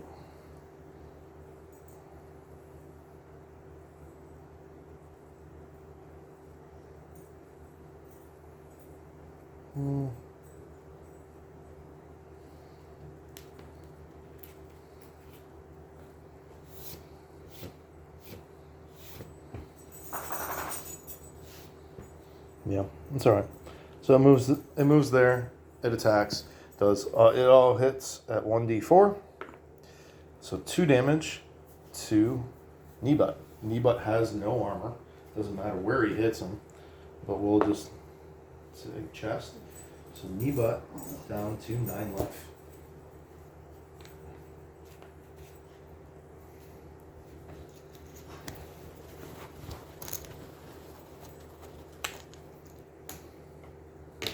Enemy token again. So we'll go with, we'll just randomize them, I guess. So 1, 2, 3, 4. Since they're all in range. 4. So he'll go 1 and attack. He'll actually charge. It's actually a charge attack. So that's a plus 20 to hit. He hits on a 45. So on a 65. So he hits. And he's going to push.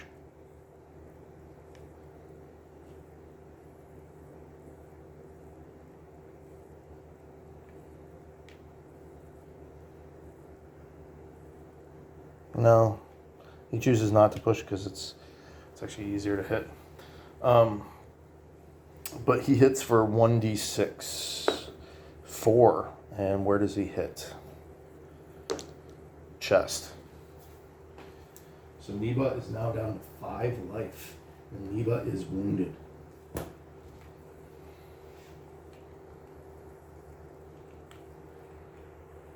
Damn.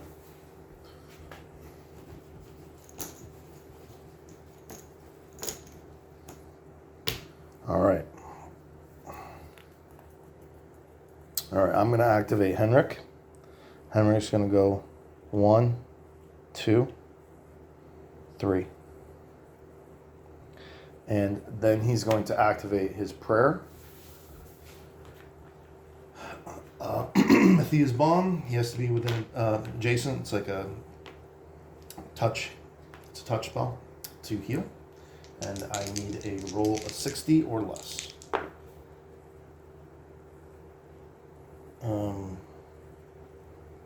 That's a 10, right?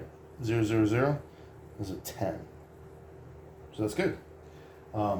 So Matthias bomb goes off, and it's 1d6 plus 1 healing.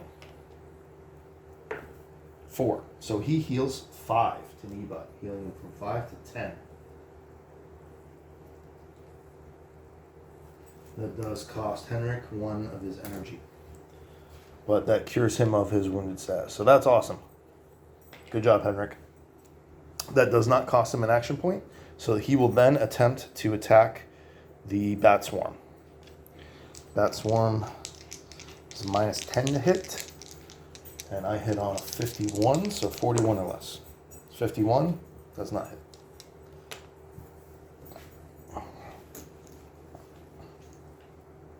Okay, another enemy. So we're going to go 1, 2, 3. So 1. He will charge with a plus 20. Oh yeah, rats can move through each other, right? But not through enemies. Yeah. So he's going to attack. Plus 20. 69.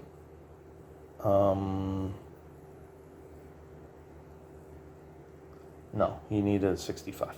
So he misses. Kneebutt. So that's good. Now my players get to go. I will take... Kneebutt will attack for his first action. The Bat Swarm.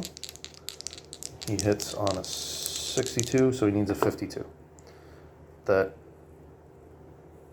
is a 13. Okay, yep. And he hits for 6 damage. Hell yeah. On that Bat Swarm. Dropping it to 4 life, making it wounded.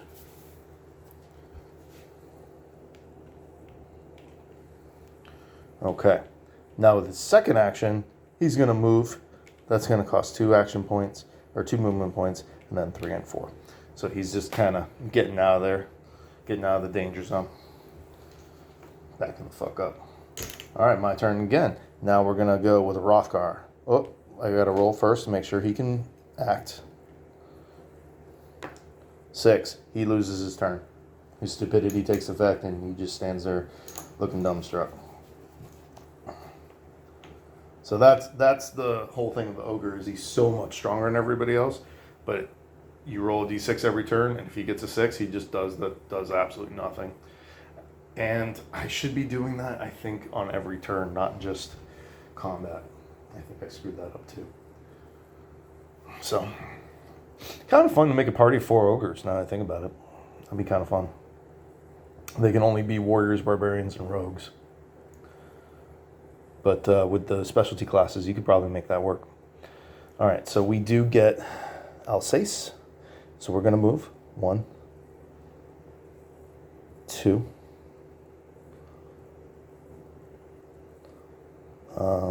We'll just call it 3. Right there. And he will then fire his bow at the Bat Swarm.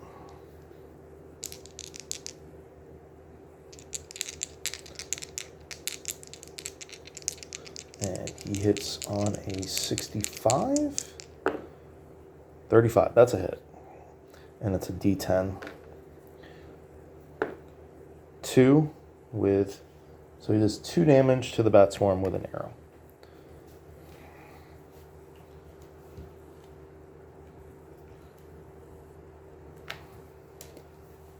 And his weapon is now unloaded.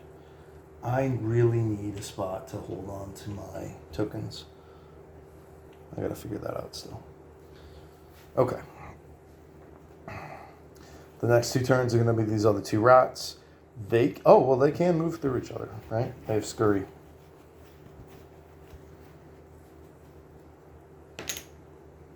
I didn't put enough tokens in there. So I gave myself another bad advantage. Because they're supposed to be... I shouldn't have gotten so many activations ahead of them. Man, I'm learning. I'm trying, guys. I'm trying. Hold on one second.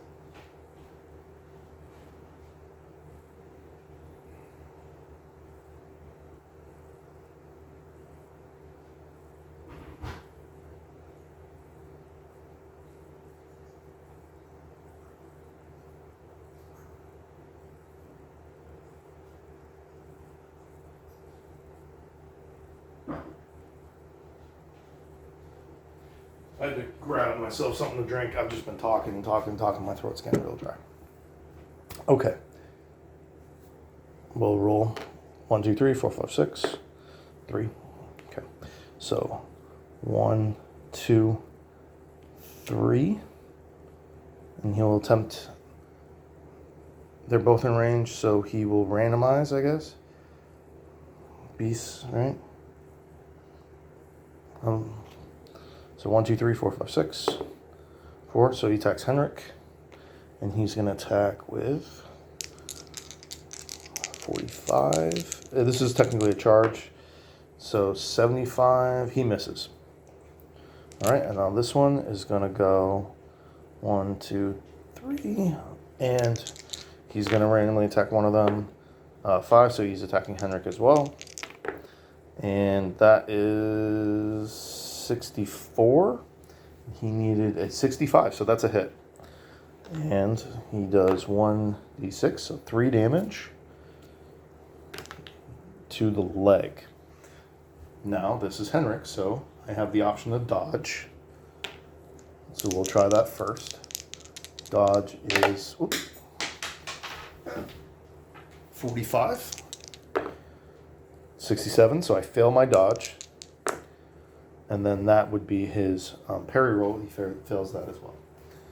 So dodge token. So they both fail. So he takes 3 damage to the leg. So Henrik drops from 12 life to 9. He has no leg armor.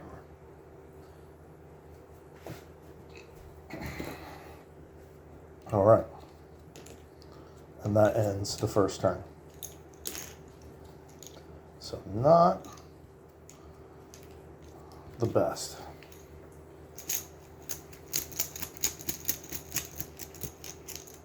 Okay.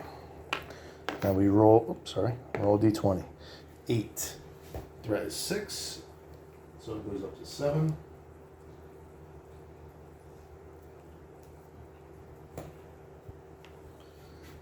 And let's see what we get. Let's try that again. I'm starting to get the hang of this. Slowly.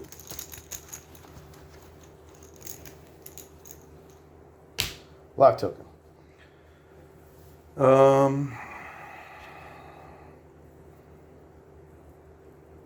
Who moves first? I guess we're just going to go 1, 2, 3, 4, 5. Or no, you activate closest. Yeah, I gotta look that up again. I think the Bat Swarm's gonna go first. And it's gonna get 2 hits, 2 auto hits on Henrik. They both do 1d2. So we're just gonna roll 1 single d4. 2. So that's a 1. Let's do, I guess 3 damage. So it does another 3 damage to Henrik. It's a new turn, so I can attempt to parry, right? Yeah, I can parry. At a 15 penalty. So I need 36. Fail. So I take 3 damage.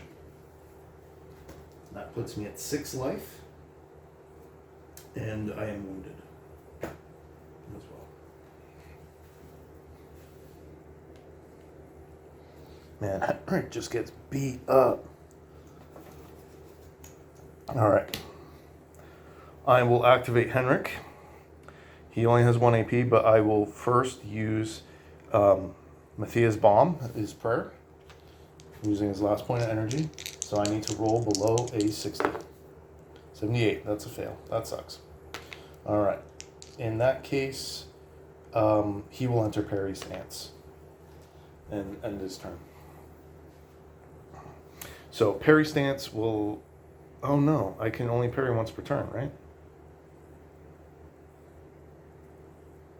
And I've already done that. Yeah, so there's no reason to do that. So I'll attack the Bat Swarm. Third 40.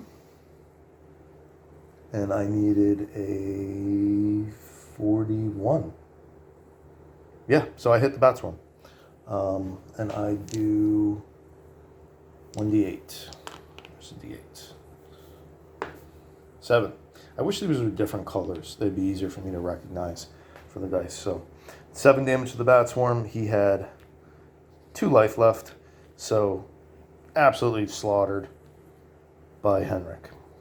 Failed to get his heal off, but he did get his revenge on the Bat Swarm. For what that's worth. Cool. Another token. Okay, we're going to go with Hrothgar this time. So you can try to get in there. So let's roll. We got another 6. So he's just going to sit there and lose his turn. Acting completely dumbfounded that all these rats are attacking them. No idea what's going on. All right. We do get a rat. I guess I'll randomize them since they can move through each other. It doesn't really matter. 1. So that's this one. He will randomize between Alsace and he will attack Henrik.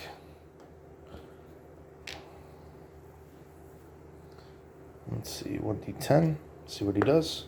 He rolls a 9,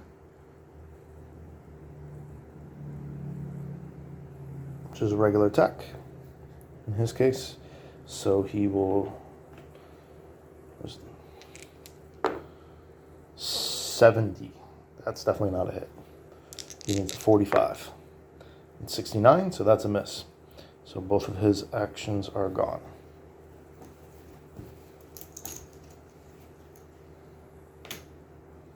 Rat again.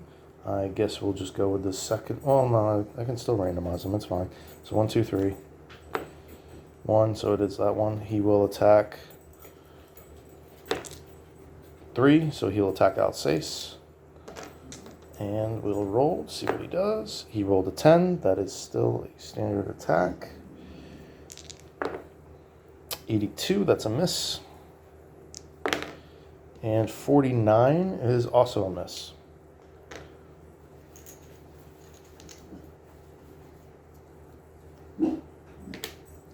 All right, so it's one of these two. It's going to go this one. So he is going to choose Henrik, and he is going to charge, getting a 20 to his roll. So 60, that does hit.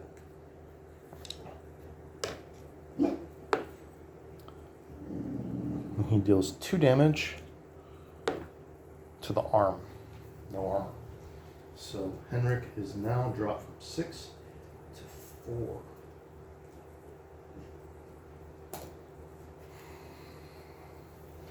Really wish you could parry twice a turn. Or once per attack, you know. Alright.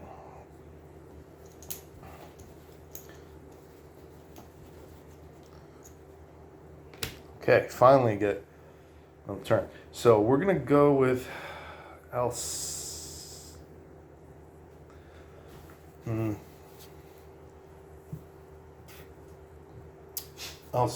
is going to move back 1, which loads while loading his bow. And then he's going to shoot at this rat. And he shoots with a 65, so he needs a 60. 59, that's a hit.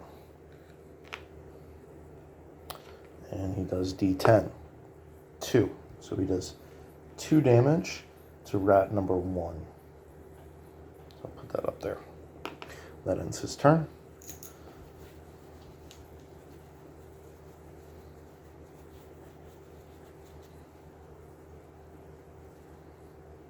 Okay. And we get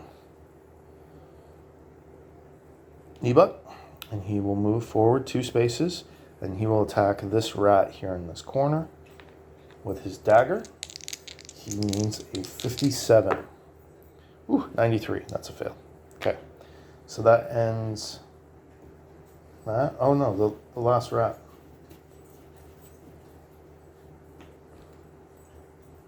Did this one activate? I don't think he did. Yeah, so he, 1, 2, because he can charge through. And he's going to randomize between Alsace and the little guy. So he's going to attack Alsace. 31, that's a hit. 6 damage. Whew. Alsace has no armor. So Alsace also goes from 12 to 6 and becomes wounded. Man, these rats are tough. I really need armor, but I can't afford it. Armor's kind of expensive.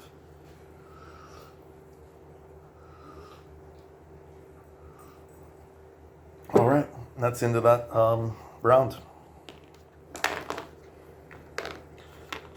So we roll threat die, 15.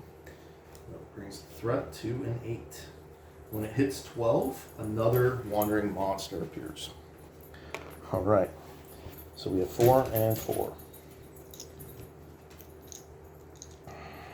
Now this would have been a perfect situation if I could have gotten Rothgar in that middle there. I mean, he lost 2 turns in a row. What am I going to do? But if I could have gotten him in that middle there, activate Frenzy, that cancels out his stupidity, and he could have just clobbered these. He could have potentially killed all 4 of them in one turn. All right. So we'll go with a D8. Where is that? This one. 1, 2, 3, 4, 5, 6, 7, 8. 8. So this one oh. Yeah. Yeah. 1, 2. So this one activates. He attacks Henrik. Wait. Sorry, I gotta roll. What's on the right die? D10. Okay. 8, that's a standard attack. 30, that's a hit. 1 to the arm. I will just take that. I'm not going to waste my, and that drops me to 3. I'm not going to waste my parry on 1 damage. Do I get to choose that? Or do I have to do it first? Enemy attack.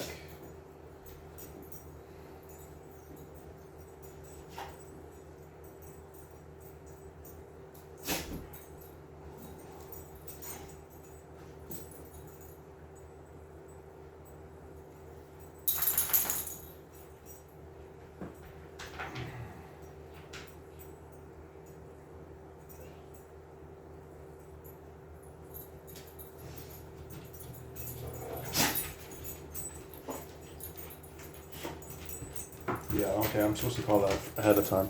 But still, I wouldn't have done it. So he does get a second attack. And that is double 04. So that's another hit. Oh, sorry. I will parry. Let me roll my parry roll. My parry roll is going to get 36. Yeah.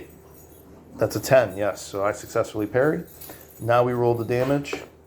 It's a 1. My shield blocks 4. He successfully parries. And because that is... Oh, no, that's a 10. Sorry. If you roll a 5 or less, you get a bonus to your score. Or a free energy point. So his activation is over.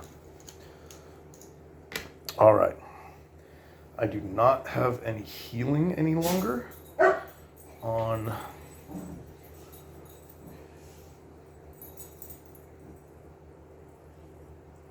Man, okay, I'm going to go with Rothgar.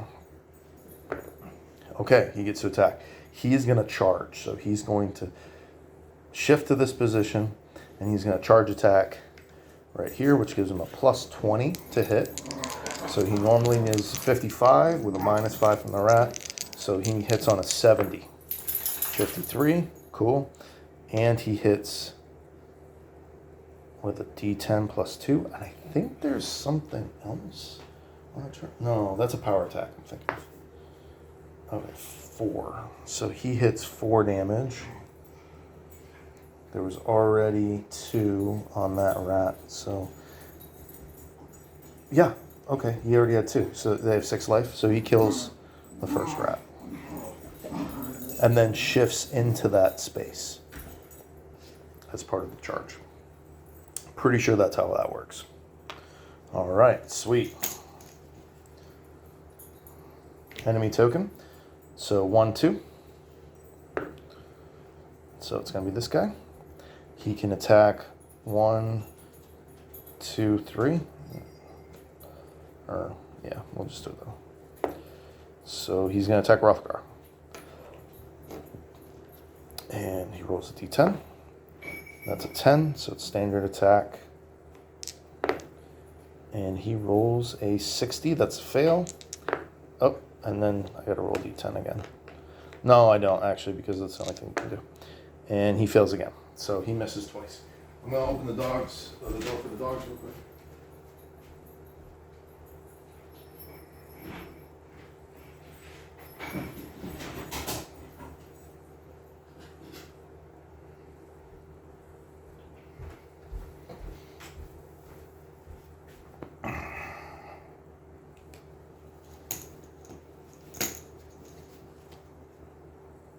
Okay, so that is this rat. Same thing. 1, 2, 3, 4, 5, 6, 4. So he's going to attack Henrik. 4 is a power attack. So with a power attack, he gets Plus 10? Plus 20 to hit? Let's forget. Power's plus 20. Same as a charge. He hit anyway, 50. Oh, well, 50. Yeah, so he hits Henrik for 4 damage. Oh my god. Henrik's dead. Henrik's brought from 3 to 0. So, holy shit, he's gonna die. I don't have... Oh, man. Okay, that's... There's a chance he might live, but fuck. So he just got ass blasted. All right. We're gonna go with Hnibat first. No, actually, we'll go with Alsace. So Alsace, I believe he was unloaded and wounded. It said he was loaded. I can't remember. What did I do in my last turn with Alsace? He shot an arrow. So it has to be unloaded. Yeah, so it doesn't matter what he does. So he's just gonna... Yeah, he's just gonna reload. And then Nebut's turn because it's his action. He's the last one left. So he's gonna attack twice with his dagger. First he's gonna start... None of these rats are injured, so he's gonna start this one right in front of him. And 89, that's definitely a miss. He's going to attack again. 48, that's a hit. So he hits for 1d6, 4. So he does 4 damage to the rat in the bottom left. And that ends that turn. So we roll the threat die, 14. Brings the threat up to 9. Okay. Now we have... I gotta redo the tokens because there's only 3 of each now. 1, 2, 3, 4, 5, 6. Wandering Monster, by the way, would be super bad. Like, I've actually gotten really lucky that all those rolls have been pretty good. Because it's like a... Well, not horribly, but like maybe a 1 out of 6 chance that on each turn to spawn a wandering monster, which would just be a whole nother room of monsters immediately engaging and getting me in a pincer attack. So, would not be good. Okay, I get to go first. We're going to go with Hrothgar. Let's see what we can do. Lose a turn. Awesome. Just what I wanted. You stupid motherfucker. All right, my turn again. We're gonna go with Nebut, or actually Nebut's fine. We're gonna go with Nebut. God, he's gonna attack that rat in front of him with a 65. Is that a hit? 62. No, he needs 57. Okay, it was close. Second attack, 71. So both those attacks miss. My lord. And now we get Alsace. He can shoot a ranged attack, so he's going to attempt to hit this rat here. There is a minus 20 to this shot, so he hits on a 40 or less. 59. So, that's really bad. I'm going to wipe my party a bunch of fucking giant rats, man. That's not good. Okay. These 3 are obviously all rat activations.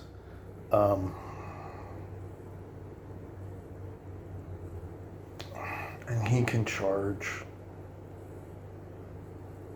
So we'll just start with this one up here. So you want to hit one. Who does he want to hit? He's going to go after Nebut. And he's going to roll. 6, that's a standard attack. So that's a miss. That's a miss. All right. All right, now it's this guy, and he's going to choose between Rothgar and Nebut. He goes for Rothgar, and he's going to do a power attack. So he gets a plus 20 on this roll. 9. That's a 100. So that's a critical fail. So he falls over, I think.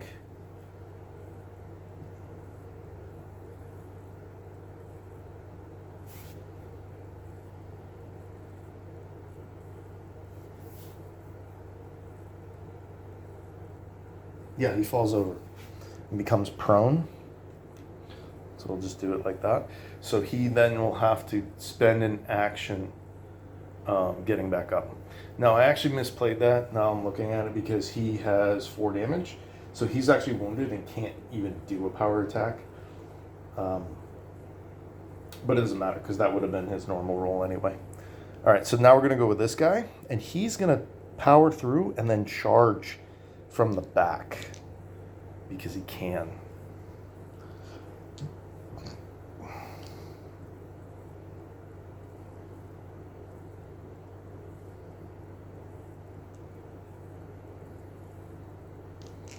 And he's going to pick between 1, 2, 3, 4, 5, 6, 5. So he's going to attack Nebut from behind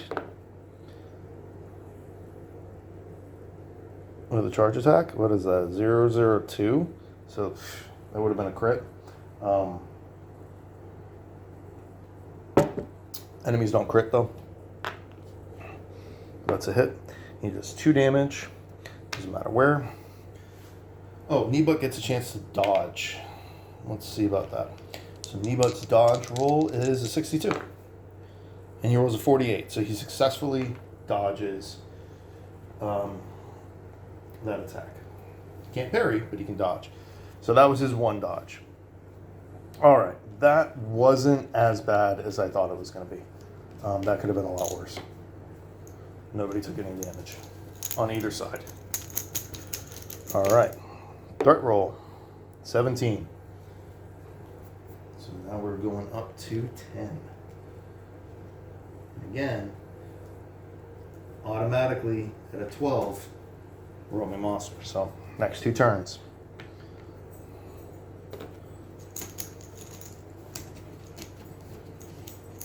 Okay, we're going to go with Rothgar again. Okay, he actually gets to act. Awesome. So he has them on all 3 sides. He's going to use his energy point to go into frenzy. That is his first action. Then he's going to swing at this rat. Actually, he's going to swing at this rat, the one that's in the prone position, because you get an attack bonus against prone.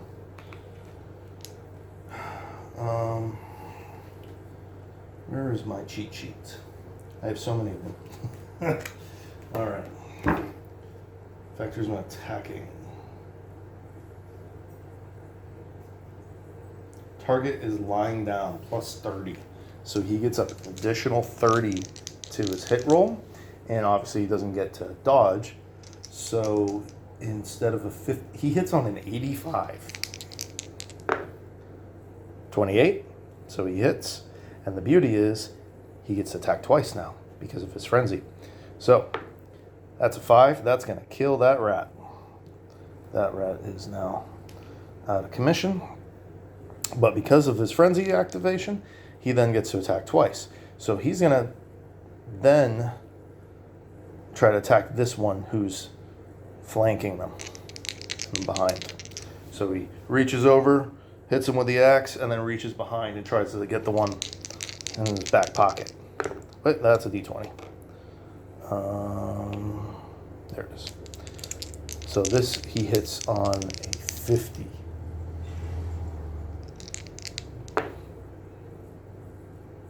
Yeah, that's an 11. Okay.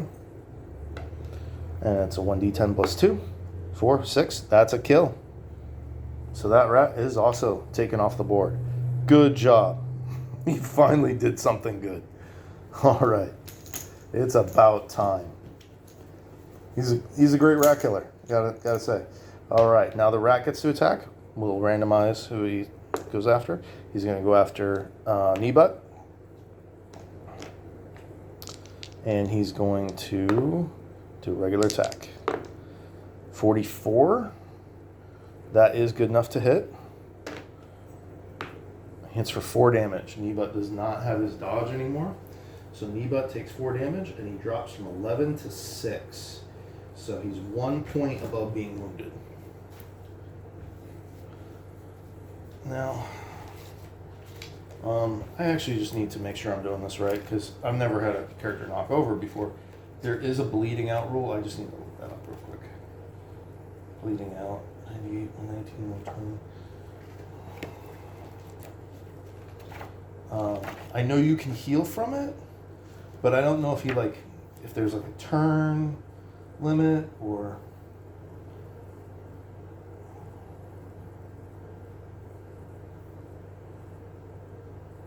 Okay, he has to pass a test or he dies when I rest.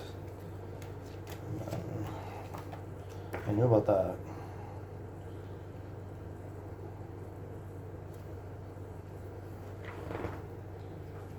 Okay. To get back on their feet during the fight, they need either a healing spell, a healing potion. Yeah. After the battle, somebody can attempt to bandage him.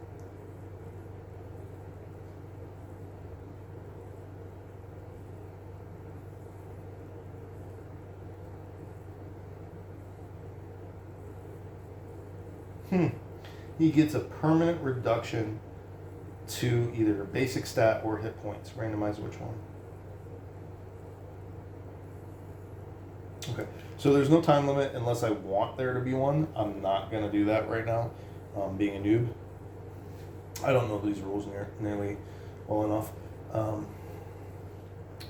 But basically, I have to, when I rest, I'm going to have to pass a test. I'm going to have to roll a 47 or under. If I do not, he dies. If I do, he recovers and gets the stat penalty. So, still pretty brutal. He's most likely going to die. All right.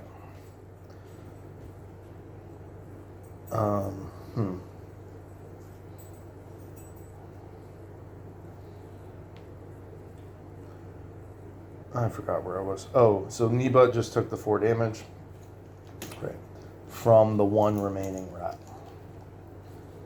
And he gets to attack again. That was just his first action. So we're going to randomize who he attacks again. 3. This time he's attacking Rothgar. 99. So that's a miss. Okay, so now I get to pick. Rothgar is just... No, Rothgar already went. I'm sorry.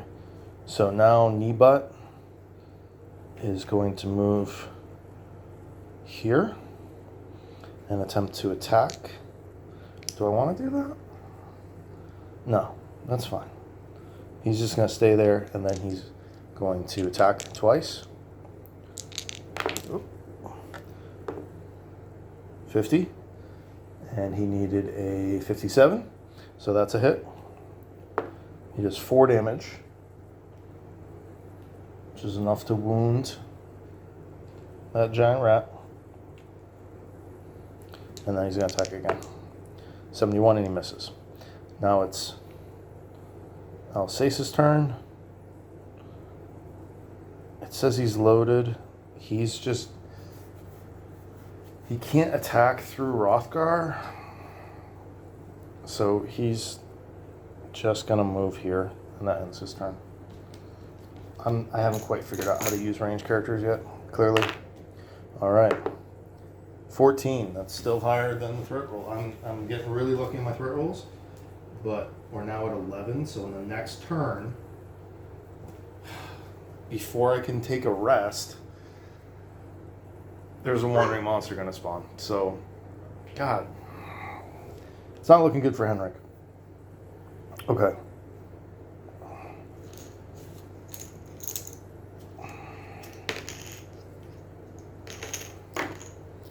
So 1, 2, 3, 1.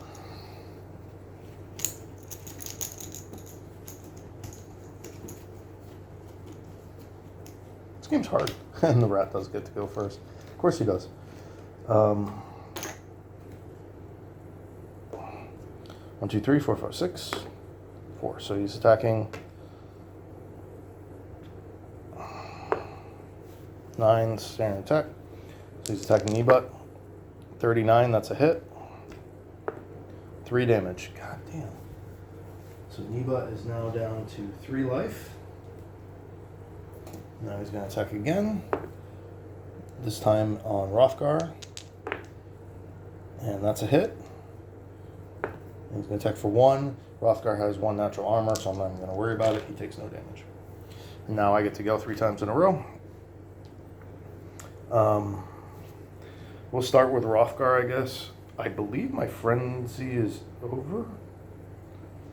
Did I activate it on the last turn? No, he's still in frenzy. Yeah, I activated it. I killed 1. I activated it. I attacked the prone guy, killed him, and then got to swing back and kill him. So now I don't have to roll for Stupefy. I just get to attack. 38. Sweet. And that's already, like, I'm not even going to roll that. He only has 2 hit points. He gets minimum of 3 damage. So that's an instant kill. And that is over. Holy crap. Hi, Raina. Yeah, I know. I've been shooting for a long time. I know. I still have a while to go. Yeah, you guys got to entertain yourselves, okay?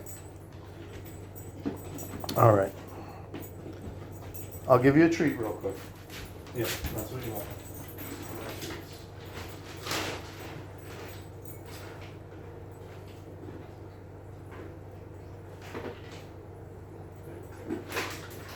You're being a good baby, so don't you worry. I haven't forgotten about you. Normally my videos are like 45 minutes or an hour, and I think we're 2 hours and 20 minutes in. All right. So, Aftermath. Oh, no, that's not rat. I get 170 XP, which will put me up to 920. So that's good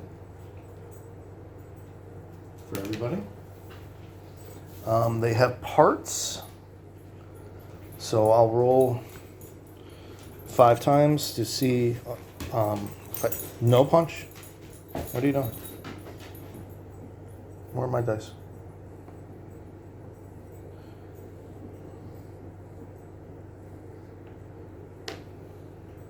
Can't find my D10.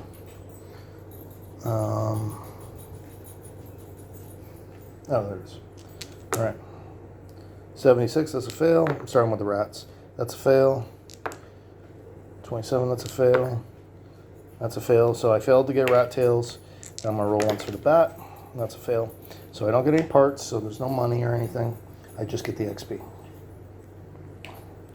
Okay. Battle is over. And I have to roll the threat die. 3. So that's below the threshold. So then I roll again. 10. I believe that is a wandering monster. Yep, wandering monster appears right here in line of sight. So I get another encounter right off the bat.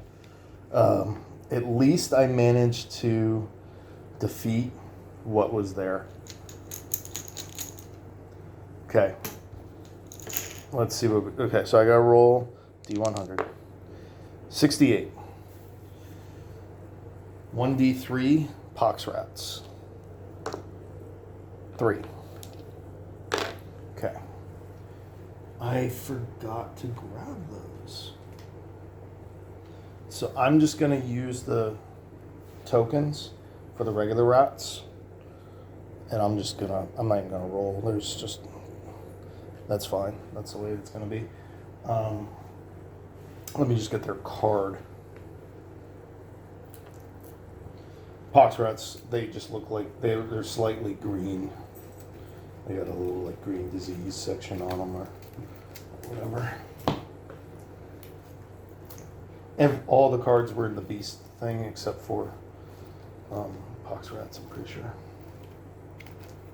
And one zombie. I just forgot about him.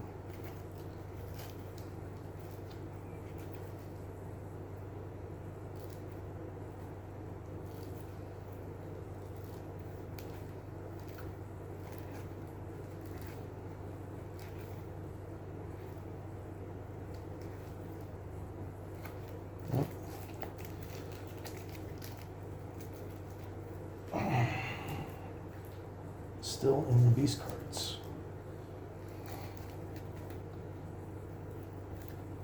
There's a lot of enemies in this game. Dragon. Let's just see. 200 hit points. 200 hit points. Where the hell is it? Oh, did I already grab it? Am I just being dumb? Yep, I am. Okay. Giant pox rat. Same basic stats. 1d6, 45. Disease. Wounded hero, constitution, or diseased. So, other than that, they're the same. They're worth. They have 8 hit points though, so they're a little bit tougher. All right, so there's 3 and 3. 3 heroes.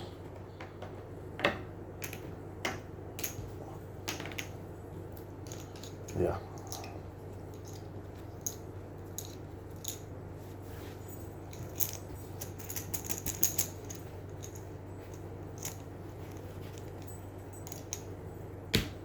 Okay, we're going to start with Rothgar. Okay, he's not stupid. Good. And he's going to charge. So he's going to do a charge attack. Get his plus 20 to hit. So he would normally hit. Oh, and they don't have the 2 hit bonus. So he's going to hit on a 75. 79, that's a miss. So that ends his turn. And then we get an enemy. We'll just go with the 1, 2, 3. 1, so it's this one. So he is going to charge to this position and attack Rothgar. And he misses. Okay.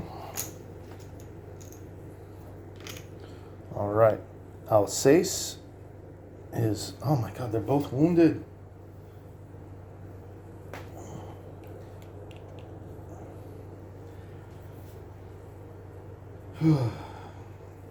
I'll go with Alsace since he can at least attack. So he's going to shoot at this rat. He hits on a 65. 80 or 90, miss.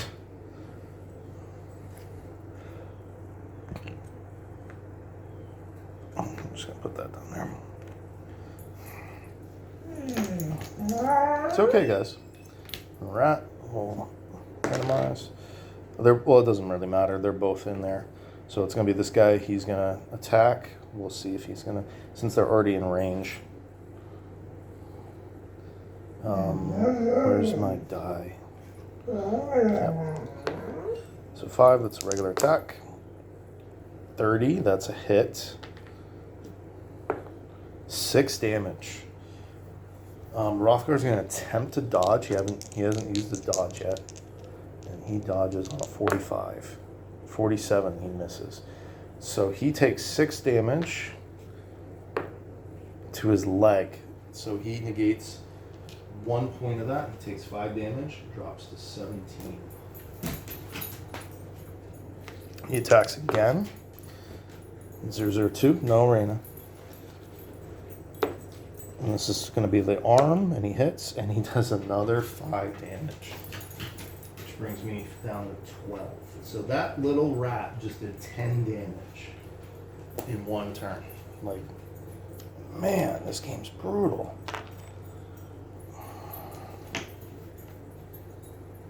Rat again. He's up there. He's going to roll to see if he power attacks. He does not. 42, that's a hit. 6 damage again. Another 5 damage to the head. So Rothgar is now down to 7 health. And he took a head wound, so he loses his point of sanity. And he's now wounded. Unreal. Unreal. All my characters are wounded.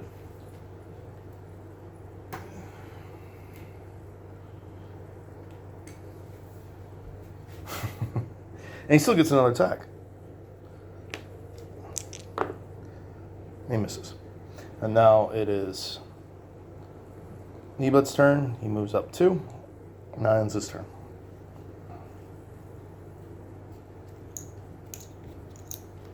None of my characters have healing potions or bandages.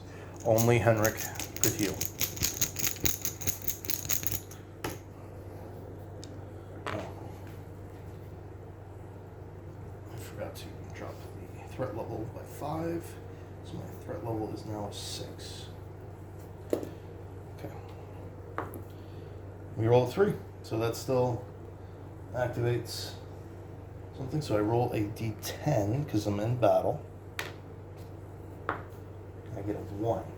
A disturbance in the void. There's a sudden shift in the void, and the sudden shift leaves any spellcaster in shock. Spellcasters may do nothing during the coming turn, not even dodge or parry. And that lowers the threat by 2. So I go down to a 4. Okay. I don't have any spellcasters, so that's nice.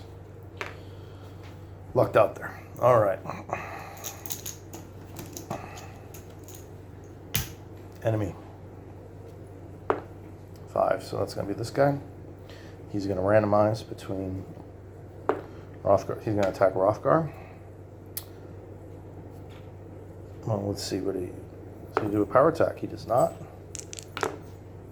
99, that's a miss. And then he's going to randomize again. Still on Rothgar.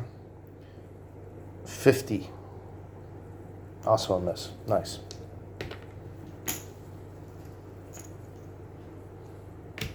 Okay, we're going to go with Rothgar.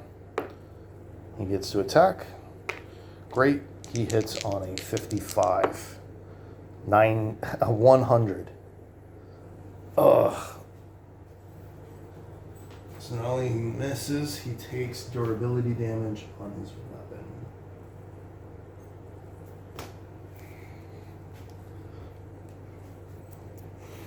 Ugh.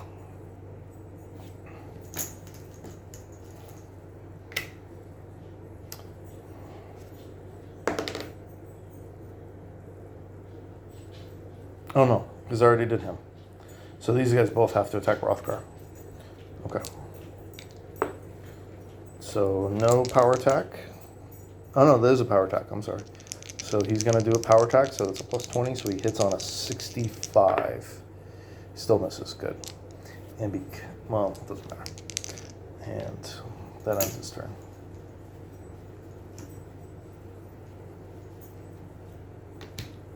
And the last one. Oh, I'm sorry. Regular attack. Miss. Miss. Okay. I get to go. We're going to go with Nebut. He's going to attack this guy in front of him. I hit on a 62. 47. 1 damage to this rat. My lord. And now it is Alsace's turn, and he moves a position to reload. That's all he can do. That's all he can do.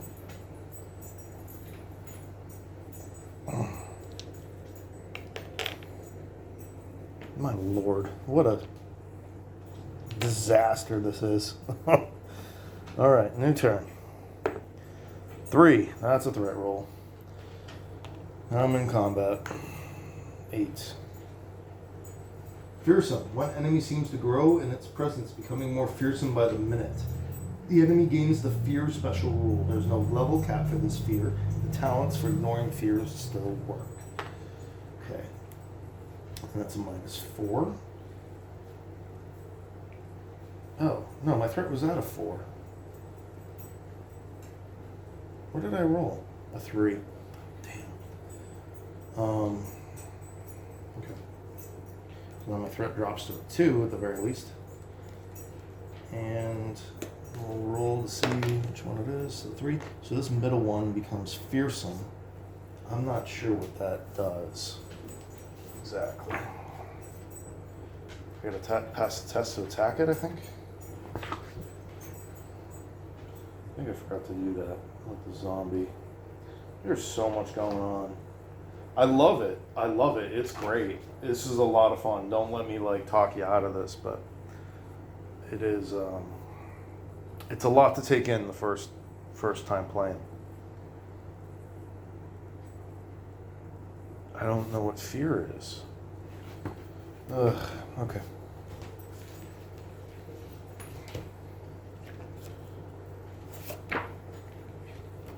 I know you have to take a resolve test, but that's all I know. Fear, 52.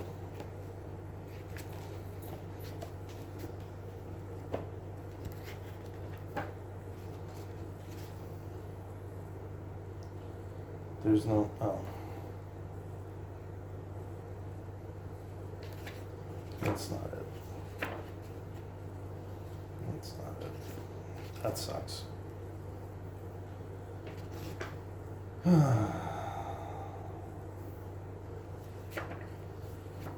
don't know what fear is. Failing a fear test lowers your sanity, but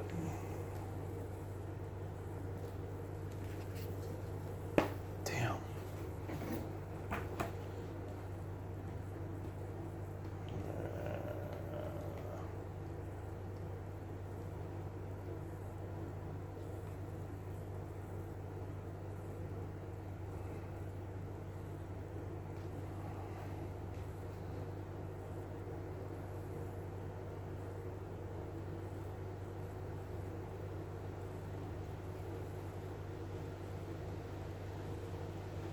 Cause fear, okay.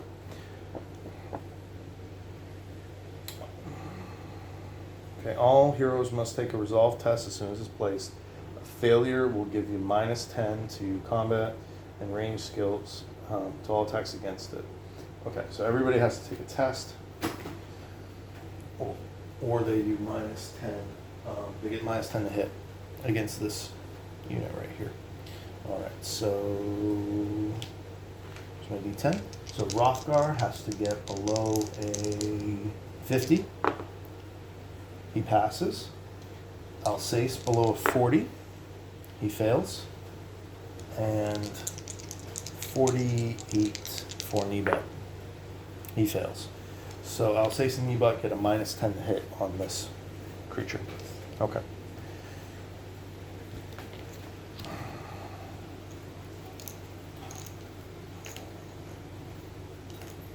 Just started pouring outside. Absolutely pouring.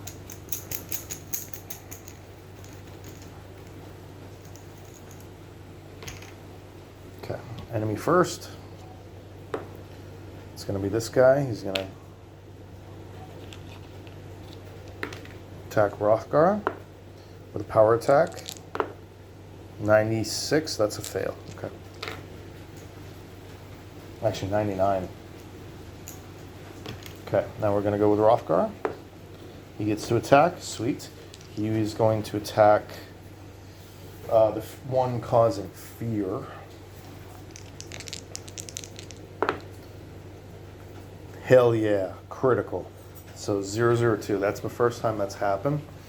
So that means he gets a, first of all, he gets a plus to his combat skill now. So his 55 combat skill is now a 56. That's a permanent effect. And he gets to re-roll his damage.